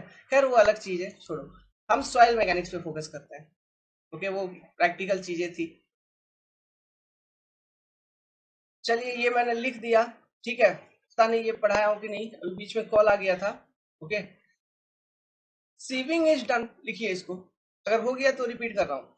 Sieving is done for at least 10 minute, 10 minute तक कम से कम आपको सीविंग करना है, आइदर मैनुअली और mechanically by using sieve seeker, and percentage of weight retained on each sieve is noted, percentage of weight retained on each sieve is noted। देखो क्या एक लॉजिक है, प्रैक्टिकल लॉजिक है। परसेंटेज ऑफ वेट रिटेन्ड क्यों हम निकाले, sir finance भी तो निकाल सकते हैं। तो बात क्या होता है ना, सुनो बाबू, सुविधा होती है परसेंटेज वेट निकालने में, मतलब percentage of weight retained on each sieve, ये निकालने में सुविधा होता है। क्यों? जब हम सीव करते हैं तो इमेजिन करते चलना, सबसे पहले ग्राउंड पे कर रहे हैं, बालास्ट का स्टैक बगल में है, फील्ड पे खड़े हैं, सीव एनालिसिस कर रहे हैं, तो नीचे तिरपाल बिछाते हैं, ठीक है, नीचे बिछा दिया अपन लोगों ने तिरपाल, पहला सीव लिया, सीविंग कर रहा है, तो जो भी छन के गिरेगा वो इस तिरपाल के ऊपर, कोई इधर फेंकाया, कोई इधर, कोई इधर, कोई इधर, इधर उधर, ऐसे स्प्रेड हो जाता है। और जो रिटेन्ड है वो सीव के ऊपर ही है, तो वो सीव को सीधा लेके जाते हैं वेट मेजरमेंट मशीन के पास, वहां से जितने भी रिटेन्ड एक एक करके उठा के डाल दो, उसका वेट रिकॉर्ड कर लो, सीव साइज मतलब सीव का जो भी साइज है उसके करस्पॉन्डिंग इतना परसेंट रिटेन, सीधा मेजरमेंट। नहीं तो सोचो, तिरपाल में जो गिरा है उसको बिछोगे, उठाओगे, फिर उसको लेके जाओगे, परसेंटेज फाइननेस देन दिस निकालोगे, उससे बेटर है रिटेन निकाल लेंगे। और इसका अपोजिट होता है परसेंटेज फाइननेस, वहां से वो fine percent sorry percentage fineness बोल रहा हूँ, percentage फाइनर, not fineness Babu, percentage फाइनर, वो निकाल लेंगे। 100 से इसको माइनस करेंगे परसेंटेज रिटेन को, तो परसेंटेज फाइनर निकल जाएगा ना, यही है। तो वो लॉजिक यूज करते हैं, तो ये सुविधा होता है, ठीक है। तो हर एक चीज के पीछे लॉजिक है, अगर कोई स्टेटमेंट लिखा जाता है तो उसके पीछे भी लॉजिक होता है, ऐसे ही बेतुका टाइप से नहीं लिख देते हैं लोग। ओके, तो वही सीखने के लिए आप इधर हो। तो percentage of weight retained on each sieve is noted to find the percentage finer than corresponding size. To find percentage finer than corresponding size, तो हम वो डायरेक्टली ना निकाल के परसेंटेज वेट रिटेन निकालते हैं, वाई, ये क्वेश्चन है। तो क्वेश्चन का आंसर तुम लोग को मालूम है अब, ठीक है। वो इसलिए मालूम है क्योंकि मैं काम करके आया हूं साइट पे, चीज करके, इसलिए मैंने आपको बताया। ये तो पूछ लेना, यही सिंपल एक बेसिक सा क्वेश्चन जाके जो बड़े बड़े अवतार है ना यूट्यूब पे, जाके पूछ लेना, नहीं जानते, नहीं बोल पाएंगे। रीजन, वो लोग कभी जिंदगी में अपना साइट नहीं देखे हैं, वही रीजन है, पहला तो वो, ठीक है। अपना एलिजिबिलिटी क्राइटेरिया भी वो झूठ से ही लिख के रखते हैं, मैक्सिमम मोर देन 90% लोग। भड़का नहीं रहा हूँ, रियलिटी यही है। भले ही आपका दिल में चोट लगा होगा अगर मान लो कुछ बच्चों का, तो भाई एक बार कंफर्म कर लेना, ठीक है। और मैं अगर कुछ ज्यादा बोल गया तो मुझे माफ कर दीजिए। चलिए, तो ये समझ गए आप। इसके आगे एक कैलकुलेशन करते हैं। टेबुलेटेड फॉर्म में मैं आपको कैलकुलेट करके दिखाऊंगा कि ये कैसे किया जाता है, जो किताबी लैंग्वेज है। उसके बाद जो अपना देसी तरीका था, जो हमने पहले अभी एग्जांपल के तौर पे समझाया था, उसको यूज करके सेम चीज कैलकुलेट करेंगे, जो कि अपने को क्वेश्चन सॉल्विंग करते वक्त यूज करना है। किताबी तरीका भी बताऊंगा, क्वेश्चन सॉल्विंग करने के लिए जो हम यूज करेंगे अपने लिए वो भी बताऊंगा, ठीक है। एक लॉजिक और, लॉजिक क्या, जो सैंपल हम यूज करते हैं बेसिकली वो ड्राई सैंपल यूज करते हैं। Dry sample is used. क्या रीजन हो सकता है? देखिए, ड्राई सैंपल हम बेसिकली इसलिए यूज करते हैं ना, मान लो गीला हो गया है, उसका जो ट्रू वेट है वो नहीं मिलेगा, पानी के कारण कुछ और वेट मिल रहा है। एक तो वो चीज हो गया, प्लस अगर वो सैंपल गीला हो गया, मान लो पत्थर रिबाला गीला हो गया है, ठीक है, तो गीला हो जाने के कारण अगर वो डस्ट के कांटेक्ट में आएगा तो उसके सरफेस पे बहुत सारा इधर उधर का मिट्टी भी जमा हो जाएगा, तो उस कारण से वेट अल्टर हो सकती है। इसलिए जनरली जो सैंपल होता है वो ड्राई सैंपल हम कंसिडर करते हैं। ड्राई सॉइल पे सीव एनालिसिस किया जाता है, ठीक है। ये मैक्सिमम केसेस में। एक और प्रोसेस है जिसको हम बोलते हैं वेट सीविंग, ठीक है। वो वेट सीविंग एक स्पेशल कंडीशन में किया जाता है, वो भी फाइन सॉइल के लिए, जो कि बेसिकली सैंड के लिए किया जाता है। ये ग्रेवल वगैरह में इन सब चीजों में नहीं करते, और मैक्सिमम केसेस में हम ड्राई सीविंग ही करते हैं, ठीक है। ये चीज ध्यान रखिएगा। तो ये रहा एक्सपेरिमेंट, ये आपका फॉर्मेट, ठीक है। ये फॉर्मेट को समझिए, कॉपी पे बहुत अच्छे तरीके से इस फॉर्मेट को आपको लिखना है। मैं समझाता हूं। Let experiment is done, 100 gram of oven dry, देखो ड्राई, ड्राई सॉइल बोला था, oven dry soil is taken, find percentage finer than 10 mm। Question आपसे पूछा है कि आप निकालिए परसेंटेज फाइनर देन 10 mm। अब वो परसेंटेज फाइनर देन 10 mm निकालने के लिए हमको ये पूरा का पूरा टेबल बनाना होगा। ये टेबल क्या है, जो डेटा आपको गिवन है वो क्या है, पहले मैं आपको बताता हूँ। सीव साइज इन mm आपको गिवन है 80 mm, 40 mm, 20 mm, 10 mm, 4.75 mm। अब गिवन है सेकेंड कॉलम, वेट, डब्ल्यू माने weight, comma, retained on each sieve in gram. तो ये weight retained on each sieve, हर एक सीव पर कितना वेट रिटेन्ड हुआ, इसका डेटा गिवन है। 80 mm के ऊपर 5 ग्राम, 40 mm के ऊपर 25 ग्राम, इसके ऊपर 35 ग्राम, और फिर ये 15 ग्राम, और ये 20 ग्राम। तो this are the weight retained on each सीव।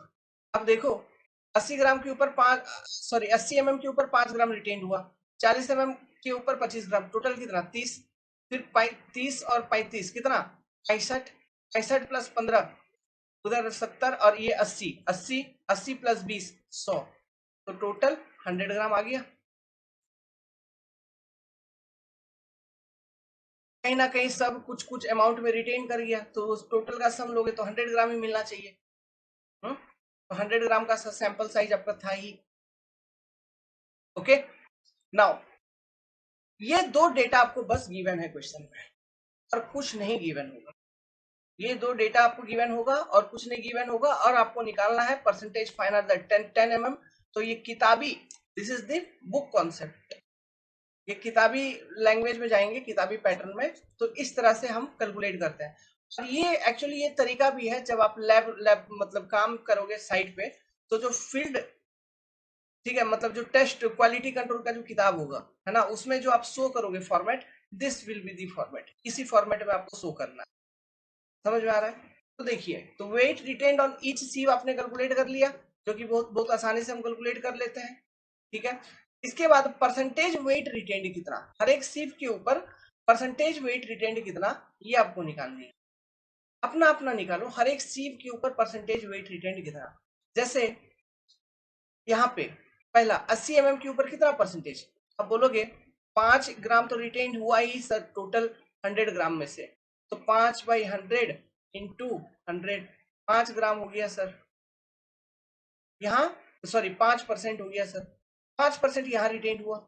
40 mm के ऊपर कितना रिटेन हुआ, अब बोलोगे सर 25 ग्राम ना रिटेन हुआ है, कितना में से 100 ग्राम में से, तो 25 का 100 का कितना है, 25% सिंपल है ना। तो अब बोलोगे 25% यहाँ रिटेन हो गया सर।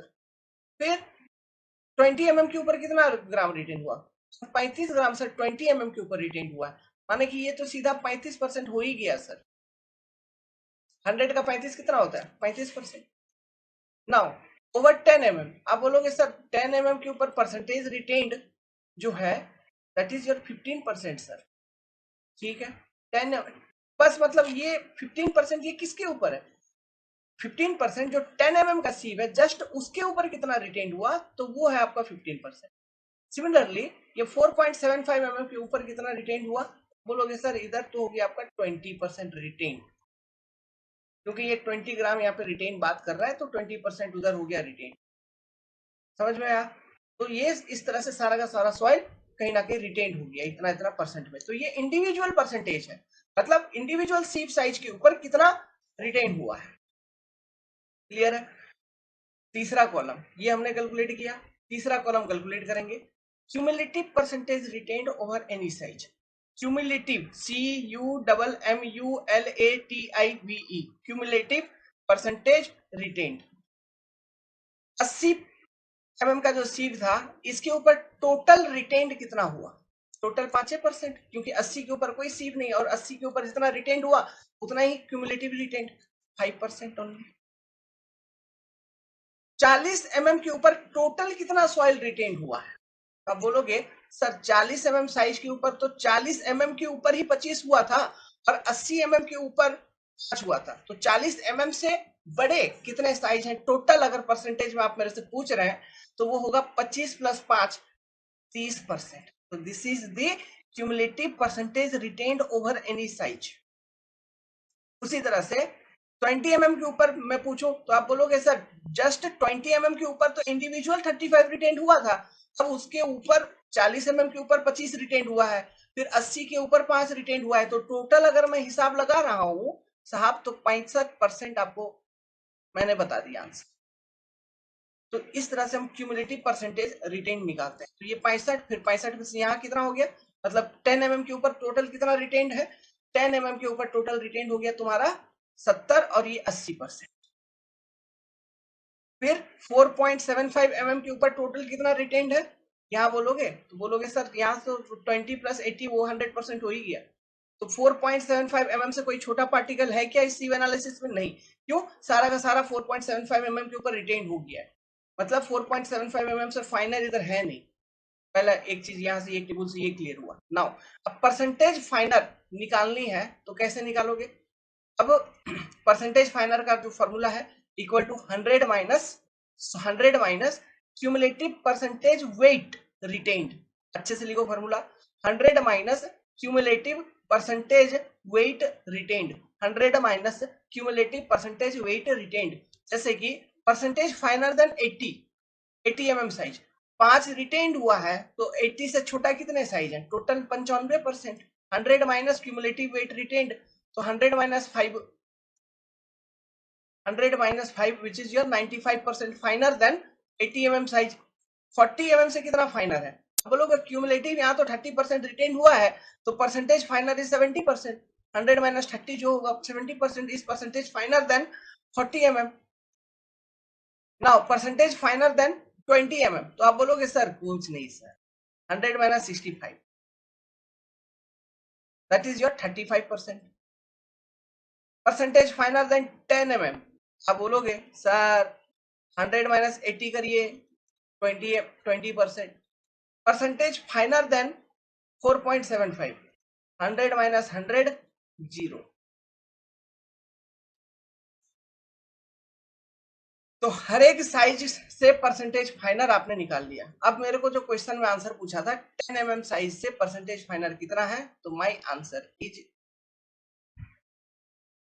20%।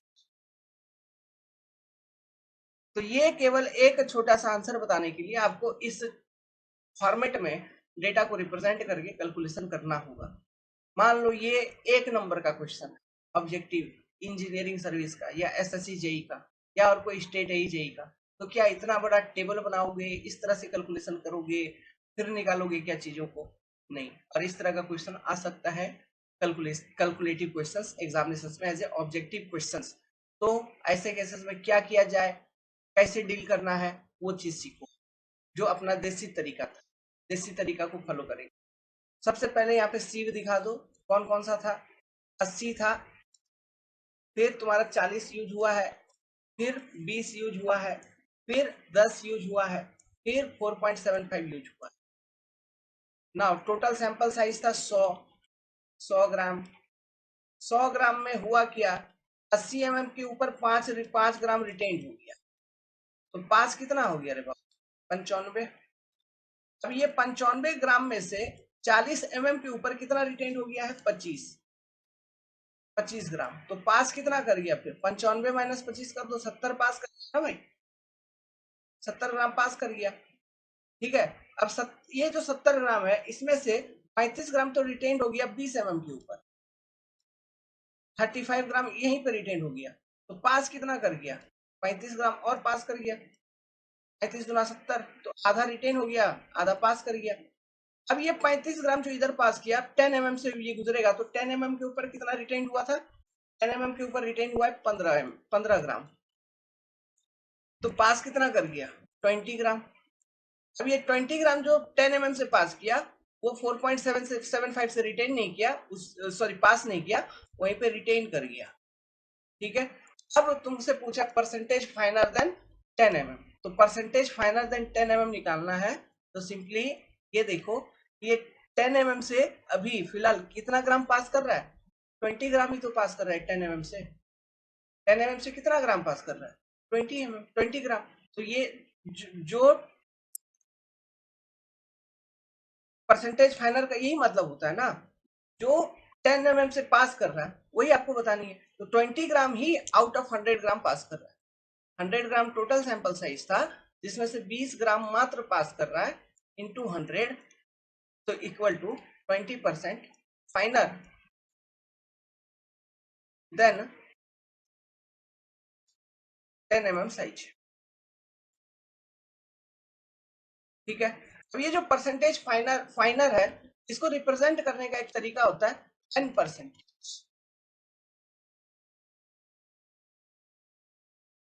ठीक है, ऐसे जैसे मतलब n% मतलब टैली करो, 20% फाइनर, तो मैं यहाँ पे लिख सकता हूँ 20%, तो n इक्वल टू हो गया तुम्हारा 20, 10% फाइनर, 5% फाइनर, 10%।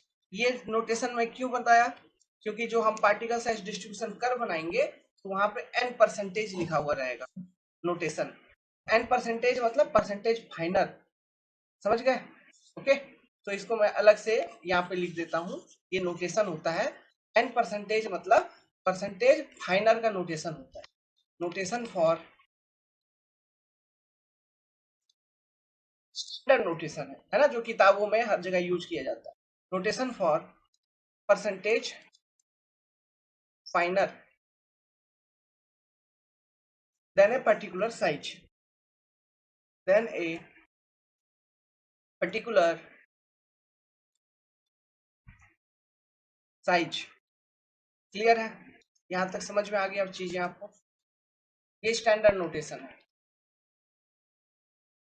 तो देखिए हमारा जो देसी तरीका था उसको यूज किया तो एक ही स्टेप में आंसर निकल गया, बस ये एनालिसिस। तो ये इस तरह से करना सीख जाओ, यही काम करेगा आपको आगे चल के सारा का सारा कैलकुलेशन। ठीक है, क्योंकि बार बार हमको टेबल नहीं बनाना है, वो टेबल का फॉर्मेट मैंने एक बार बता दिया कि उस तरह से स्टैंडर्ड फॉर्मेट होता है टेबल का, उस फॉर्मेट में डेटा को प्रेजेंट करके कैलकुलेशन किया जाता है। बट ये अपना तरीका है जिसको हम आगे अब यूज करेंगे पूरा सॉइल मैकेनिक्स। जब भी मैं पढ़ाऊंगा इन सब चीजों के ऊपर, पार्टिकल साइज एनालिसिस करूंगा, है ना, सॉइल क्लासिफिकेशन में इसी तरह से सीव एनालिसिस की जहां भी बात आएगी मैं एनालिसिस इसी तरह से करके कैलकुलेट करूंगा, आंसर निकालूंगा। क्योंकि गेट में 2 नंबर के क्वेश्चन आते हैं, वहां पे हमको लिख के प्रेजेंट करने की जरूरत नहीं है, हमको बस अपना कैलकुलेशन मेरा सही होना चाहिए, तो वो तरीका ये है। समझ गए, तो इस चीज को। ओके, तो ये है आपका कोर्स सीविंग। ठीक है, तो परसेंटेज फाइनर इतना इस तरह से हम निकालते हैं। अब हम करेंगे फाइन सीविंग, उसको भी देखते हैं। 1 मिनट रुक जाइए। Second, fine sieving. Fine sieving मतलब सैंड सीविंग, सैंड का सीव एनालिसिस। अब ये कब किया जाता है सबसे पहला, तो तब किस तरह के सॉइल के लिए किया जाता है? Soil particle, soil particle smaller than, smaller than 4.75 mm सीव, 4.75 mm, है ना। नाउ 4.75 mm का सीव जो हम यूज किए थे, देखो कोर्स सीविंग में यूज किए थे, तो फाइन सीविंग में क्या हम 4.75 mm का सीव यूज करेंगे? नहीं यूज करेंगे, उससे छोटा। तो यहाँ 2 mm सीव से शुरू होता है, 2 mm 1 mm ऐसा चलेगा, ठीक है। जैसा हमने कोर्स सीविंग में सीव को रखा, फिर सॉइल सैंपल डालेंगे, फिर सेक वगैरह करेंगे, है ना, वेट परसेंटेज, वेट रिटेन वगैरह निकालेंगे, फिर वहां से परसेंटेज फाइनल निकालेंगे, सब कुछ सेम है यहाँ, सेम उसी जैसा करते हैं। बस यहाँ पे सेट ऑफ सीव जो है वो अलग यूज करते हैं, और उससे ज्यादा और कुछ नहीं है। जो सेट ऑफ सीव है दैट इज डिफरेंट, मतलब different of different size. Clear है? नाउ यहाँ पे एक गड़बड़ी आती है कब, जब हमने बोला था ये जो फाइन सीविंग या सैंड सीविंग है, ये अगेन दो तरीके का है। एक तो आपका ड्राई सीविंग है, दूसरा है वेट सीविंग।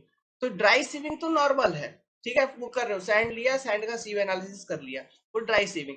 लेकिन वेट सीविंग कब करेंगे, इसका एक स्पेशल कंडीशन है। देखो याद करो, मैंने आपको सॉइल में परसेंटेज फाइननेस निकालने के लिए बोला था। Percentage fineness means percentage of silt and clay in soil. तो अगर सैंड में सिल्ट एंड क्ले है, ठीक है, अगर सैंड में सिल्ट एंड क्ले कंटेंट है, मींस अगर फाइन ग्रेन सॉइल है सैंड में, और इनका पोर्शन जो है ना, परसेंटेज वो ज्यादा है, मान लो, ज्यादा कहने का मतलब है more than, let's suppose for more than 5%, तो एक significant value of percentage fineness है इसमें। तो ऐसे केसेस में हम क्या करेंगे, वेट सीव एनालिसिस होता है। वेट सीव एनालिसिस होने का क्या मतलब है? बेसिकली बात ये होता है, जो सिल्ट एंड क्ले कंटेंट है उसको हमको सैंड से रिमूव करनी है। तो रिमूव करने के लिए हम क्या करते हैं, क्या करेंगे, कैसे रिमूव करोगे? सैंड को धो दो, वॉशिंग ऑफ सैंड करते हैं, बस। सैंड को वॉश कर देते हैं तो वेट हो जाता है, तो उसके बाद फिर सीव एनालिसिस करते हैं। वो वॉश करने के कारण जो सिल्ट एंड क्ले हैं वो निकल जाते हैं बाहर सैंड के अंदर से। उसके बाद फिर सैंड का सीव एनालिसिस कर लेते हैं। That is your weight sieve analysis. अब हाँ, ये जो वॉशिंग हम करते हैं इसके लिए एक वाटर तो यूज करते हैं, लेकिन वाटर में कुछ और भी मिलाते हैं, कोई एक अलग लिक्विड मिलाते हैं। क्योंकि देखो, ये जो सिल्ट एंड क्ले है ये क्या है, कोहेसिव है, ये चिपक जाते हैं, है ना, ये किसी के ऊपर चिपक जाएंगे, तो वो चीज को तोड़ना पड़ेगा, उनको वो जो चिपकने का जो क्षमता है ना, वो जो बॉन्डिंग वो बना रहे हैं, उस चीज को तोड़ना होगा। तो बॉन्डिंग तोड़ने के लिए एक केमिकल यूज करते हैं जिसको हम बोलते हैं सोडियम हेक्सामेटाफॉस्फेट। ठीक है, तो सोडियम हेक्सामेटाफॉस्फेट को यूज करके वो बॉन्डिंग तोड़ते हैं। तो उसके बाद फिर पानी से जब धो दोगे तो वो अपने आप, चूंकि वो बॉन्ड ही छूट गया है, मतलब सैंड, मान लो कि सैंड के ऊपर एक छोटा सा सिल्ट या क्ले का पार्टिकल, ये मान लो सैंड का पार्टिकल है बड़ा सा, इसके ऊपर छोटा सा सिल्ट या क्ले का पार्टिकल चिपका हुआ था, और सोडियम हेक्सामेटाफॉस्फेट मिलाने के कारण इन दोनों के बीच में जो भाईचारा है, जो बॉन्डिंग है, वो छूट गया। अब पानी से धो देंगे तो ये बह नहीं जाएगा पानी के साथ? बिल्कुल बह जाएगा। तो यही सेम कॉन्सेप्ट हम यूज करते हैं और कुछ नहीं। समझ गए? तो वो बॉन्डिंग को डिस्टेबलाइज करने के लिए हम केमिकल यूज करते हैं सोडियम हेक्सामेटाफॉस्फेट। क्लियर है? ठीक है, तो वही है वेट सीविंग। आपको फाइन सीविंग मतलब सैंड सीविंग के अंदर बाकी सेम प्रोसेस है, सब कुछ सेम है। अब वेट सीविंग कब करेंगे, ये स्पेशल कंडीशन भी आपको मालूम हो गया। वेट सीविंग तब करेंगे जब सॉइल में परसेंटेज फाइननेस मोर देन 5% हो, सैंड में खास करके, तब हम वेट सीविंग करेंगे। ओके, परसेंटेज फाइननेस मतलब अगर उसमें सिल्ट एंड क्ले है तो उसे धोएंगे पानी को यूज करके। ओके, चलिए, तो इन सब चीजों को लिखते हैं। Okay, so for soil particle smaller than 4.75 mm, हम फाइन सैंड या फाइन सीविंग या सैंड सीविंग हम करते हैं। ठीक है, ये दो तरीके का होता है, dry sieving and wet sieving. तो लिखिए सबसे पहले सेट ऑफ सीव जो इसमें यूज करते हैं, मैं लिखता हूं, उसके बाद आप लिखना। तो लिखिए, soil particle smaller than 4.75 mm and retained over 75 micron sieve। ठीक है, इसमें कंसिडर किया जाता है, इसके लिए किया जाता है फाइन सीविंग या sand sieving. Standard sieve used in this sieve are, in this sieving are, देखिए ये याद रखना, ये सेट एग्जाम में पूछ लेते हैं ये 2 mm, 1 mm, 600 micron, 425 micron, 212 micron, 150 micron, फिर 75 माइक्रोन। समझ गए बात को? तो ये standard set of sieve use किया जाता है इसमें, फाइन सीविंग या सैंड सीविंग में। तो क्वेश्चन पूछेंगे कि इनमें से कौन सा सीव यूज किया जाता है फाइन सीविंग में, इनमें से कौन सा यूज किया जाता है कोर्स सीविंग में, या फिर ऑर्डर भी पूछ लेंगे, कुछ भी ऐसा पूछ सकते हैं एग्जाम में। इस तरह के भी ऑब्जेक्टिव आते हैं आलतू फालतू, तो ध्यान रखना ये ऑर्डर भी ध्यान रखना, ठीक है। प्लस ये सारे स्टैंडर्ड हैं, बाकी और कुछ देगा तो वो नॉन स्टैंडर्ड है। मान लो ऑप्शन दे दिया 2 mm, 1 mm, 600 माइक्रोन, फिर 100 माइक्रोन चिपका दिया, कहीं 100 है क्या, मैंने लिखवाया क्या, नहीं।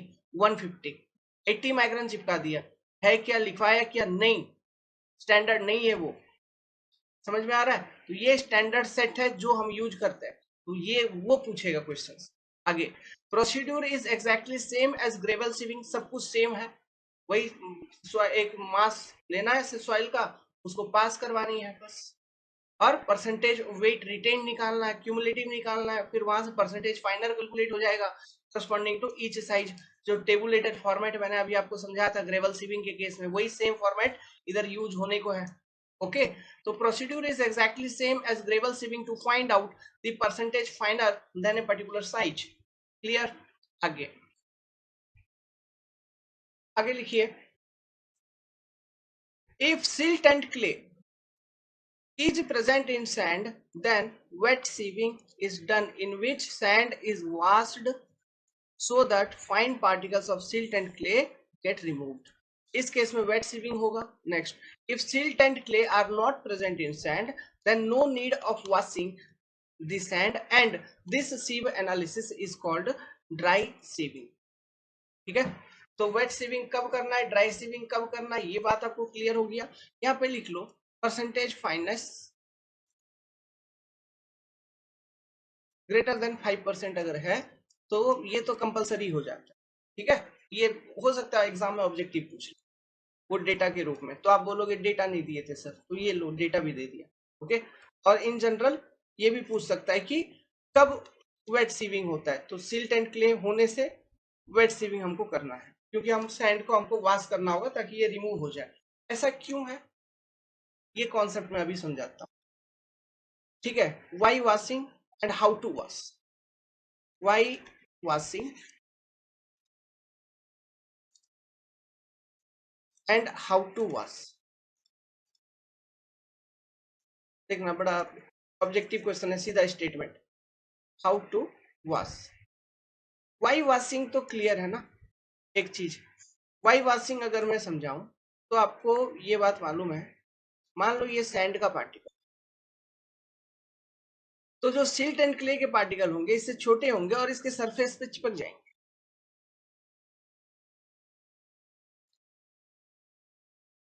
तो सोचो सिल्ट एंड क्ले के पार्टिकल अगर इसके सरफेस पे चिपक जाएंगे, क्योंकि वो स्टिकी होते हैं, उसमें प्लास्टिसिटी चिपकने की प्रॉपर्टी होती है, कोहेजन होती है, तो वो एडेशन भी होती है, वो चिपक जाएंगे।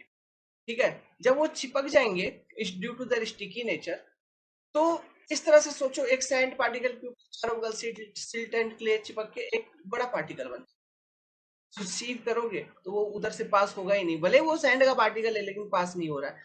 उसी तरह से ये चिपका है तो ये अपने मतलब, और ये क्या करेगा, दूसरे सैंड पार्टिकल को भी चिपका देगा, तो आपस में एक बड़ा पार्टिकल सैंड का बन जाएगा, गोला, मतलब क्ले बालू सबका मिला के गोला, ऐसे ऐसे गोल गोल गोल गोल वो बन जाएंगे, तो वो नहीं चाहिए, वो चीज को हमको रिमूव करना है, वो इमेजिन हो रहा है। ओके, वो चीज बन जाएगी। तो ये लिखो, ये सैंड है और ये silt and clay particle, silt and clay particle,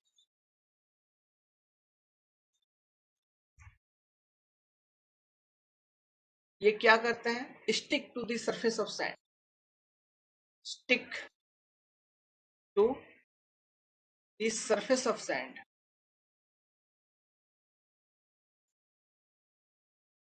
clear है? नाउ, तो हाउ टू वॉश, वेल ये जो मैंने आपको पूरा सिस्टम बताया कि ये किस तरह से इमेजिनेशन करने के लिए जो बोला कि ये जैसे एक ये पार्टिकल्स है, इस सैंड के दाने पे अटैच हुआ है, तो फिर दूसरा सैंड का दाना इस पे अटैच होगा, फिर उस पे कुछ सिल्ट एंड क्ले तो उसके साथ दूसरा, फिर ऐसे एक बड़ा गोला बन जाएगा। ये जो गोला है ना, इसको हम बोलते हैं फ्लॉक। इन्वायरमेंट में पड़ा होगा फ्लॉक फॉर्मेशन, है ना, फ्लॉकुलेशन चैम्बर होती है, तो यही वो फ्लॉक बन गई। मतलब ये सिल्ट एंड क्ले एक तरह का बाइंडिंग जैसा काम कर रहा है, डिफरेंट डिफरेंट पार्टिकल्स को जोड़ के एक फ्लॉक बना, समझ रहे हो, फ्लॉक। तो ये फ्लॉक फ्लॉक बन जाती है। तो वो फ्लॉक को डिफ्लॉक करना है, मतलब इनका बॉन्डिंग जो है, जो बॉन्डिंग है जिसके कारण फ्लॉक बन रही है, वो बॉन्डिंग को तोड़ना है। मतलब ये जो सिल्ट और क्ले पार्टिकल जो इस सैंड के सरफेस पे चिपके हुए हैं, उसको उसको तोड़ना है, उस इनको डिस्पर्स करना है, उनको वहां से हटाना है, डिफ्लॉक करना है। इसके लिए हम डिफ्लॉकिंग एजेंट का यूज करते हैं, जिसका नाम है सोडियम हेक्सामेटाफॉस्फेट। समझ गए? तो सबसे पहले इस सॉइल में जो जो मतलब इस सैंड है जिसमें आपको सीव एनालिसिस करना है, जिसके ऊपर, उसमें हम सोडियम हेक्सामेटाफॉस्फेट मिला के अच्छे से सैंड को मिला देंगे, फिर पानी मार देंगे, तो वो सिल्ट एंड क्ले अपने आप वहां से निकल जाएगी, डिफ्लॉक होके। समझे? वही चीज है। तो आगे लिखिए। ठीक है, ये डायग्राम आप बना लेना, ये सैंड पार्टिकल, फिर ये silt and clay particle stick to the surface of sand and forms flock, ऐसे लिख लो, and forms flock, flock. Okay, चलो आगे लिखो। इन वेट सीविंग में हम क्या करते हैं, for washing silt and clay from sand, 2 gram, कितना gram, 2 gram, data important, of sodium hexametaphosphate NaPO3 bracket 6 is used in 1 litre of water. 1 litre पानी लो, उसमें 2 ग्राम सोडियम हेक्सामेटाफॉस्फेट करो, और उस पानी से वॉश करो। ठीक है, सोडियम हेक्सामेटाफॉस्फेट जो है, ये एक तरह का डिस्पर्सिंग एजेंट है या फिर डिफ्लॉकेटिंग एजेंट है। मतलब वो फ्लॉक जो बना रहा है ना सिल्ट एंड क्ले, वो फ्लॉक को डिफ्लॉक करेगा, वो उनका बॉन्डिंग को तोड़ेगा।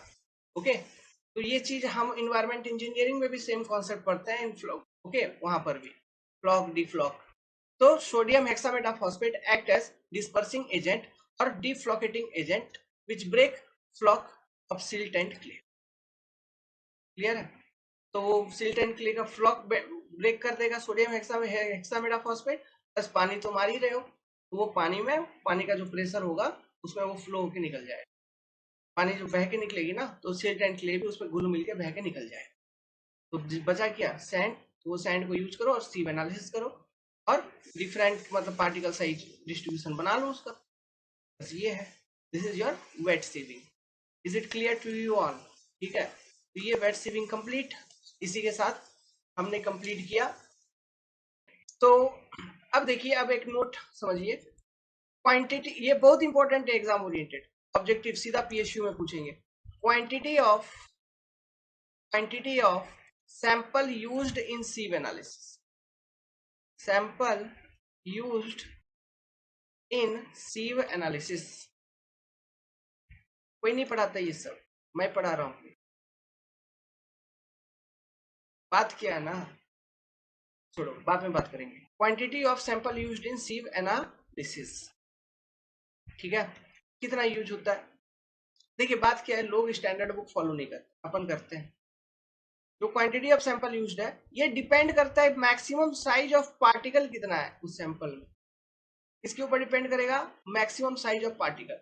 Maximum size of particle let's suppose 80 mm है, maximum size of particle let's suppose 20 mm है, ठीक है, या फिर maximum size of particle let's suppose कि 4.75 mm। ओके, ये 3 डेटा मैं दे रहा हूं, तीनों याद रखना।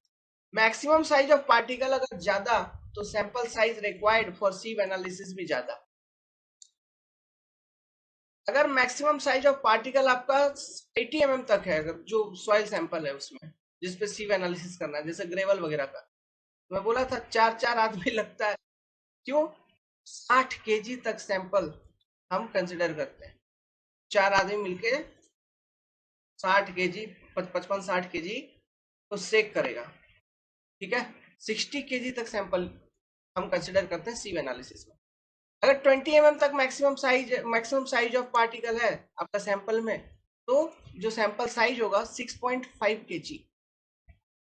और अगर मान लीजिए मैक्सिमम साइज अप टू 4.75 है, तो जो साइज होगा 0.5 केजी तक, इतना हम लेके सीव एनालिसिस करेंगे। तो ये ध्यान रखना लॉजिक कि मैक्सिमम साइज के ऊपर डिपेंड करता है सैंपल साइज कि कितना केजी यूज करके सीव एनालिसिस करेंगे। तो इसी के साथ हमने ये सीव एनालिसिस, मैकेनिकल एनालिसिस कंप्लीट किया। ग्रेवल का, सैंड का आपने देखा। अब जो हमारे पास टॉपिक बचता है वो टॉपिक बचता है सेडिमेंटेशन एनालिसिस, जो कि हम फाइन ग्रेन सॉइल के ऊपर अप्लाई करते हैं। सिल्ट एंड क्ले में particle size distribution find out करने के लिए हम फाइन ग्रेन एनालिसिस करते हैं, जिसमें हमारे पास दो मेथड है, हाइड्रोमीटर एंड पिपेट मेथड। ये सब कोई नहीं पढ़ाएगा, हाइड्रोमीटर एंड पिपेट मैं ही पढ़ाऊंगा। बहुत सारे लोगों को ये लॉजिक क्लियर नहीं होता, आप पूरा यूट्यूब पे देख लो। ऑफलाइन हाँ चलो ठीक है, जो नाम जानते हो बहुत बड़े बड़े, चलो वहां पे लड़के पढ़ा देंगे, वहां पढ़ाते भी है, वहां पढ़ा देंगे, लेकिन ऑनलाइन तो मिलना मुश्किल है। ठीक है, हम बताएंगे बिट बाय बिट। हाइड्रोमीटर और पिपेट पढ़ने में कम से कम वो भी 2-2.5 घंटे का क्लास लगेगा, लेंदी है, बिट टू बिट सब कुछ, स्टोक्स थ्योरम वगैरह सब कुछ वहां पे आती है, तो वो समझना पड़ेगा। उसके बाद फिर आप उस चीज को समझ सकते हो अच्छे से, है ना। तो वो समझने के बाद फिर आगे बढ़ेंगे। पार्टिकल साइज डिस्ट्रीब्यूशन कर्व बनाना सिखाऊंगा मैं आपको। वो कर्व बनाना सीख, वहां पर फिर बहुत सारा C U C C, coefficient of uniformity, coefficient of curvature वगैरह, फिर बहुत सारे क्वेश्चंस करेंगे। फिर आगे हम बढ़ेंगे कंसिस्टेंसी लिमिट के ऊपर, जिसमें लिक्विड लिमिट, प्लास्टिक लिमिट, ये सब चीजें मैं आपको सिखाऊंगा। क्या उनका मेजरमेंट, कासाग्रांडे मेथड वगैरह, श्रिंकेज लिमिट का कैसे निकालते हैं, चलता रहेगा कहानी। ठीक है, so subscribe to the channel. अगर आप तैयारी करना चाहते हैं अच्छे तरीके से तो आइए, पढ़िए। All the best. Okay, these are the classes, so you can also, जो मैंने पहले बोला था, है ना, start preparation with us. All the best.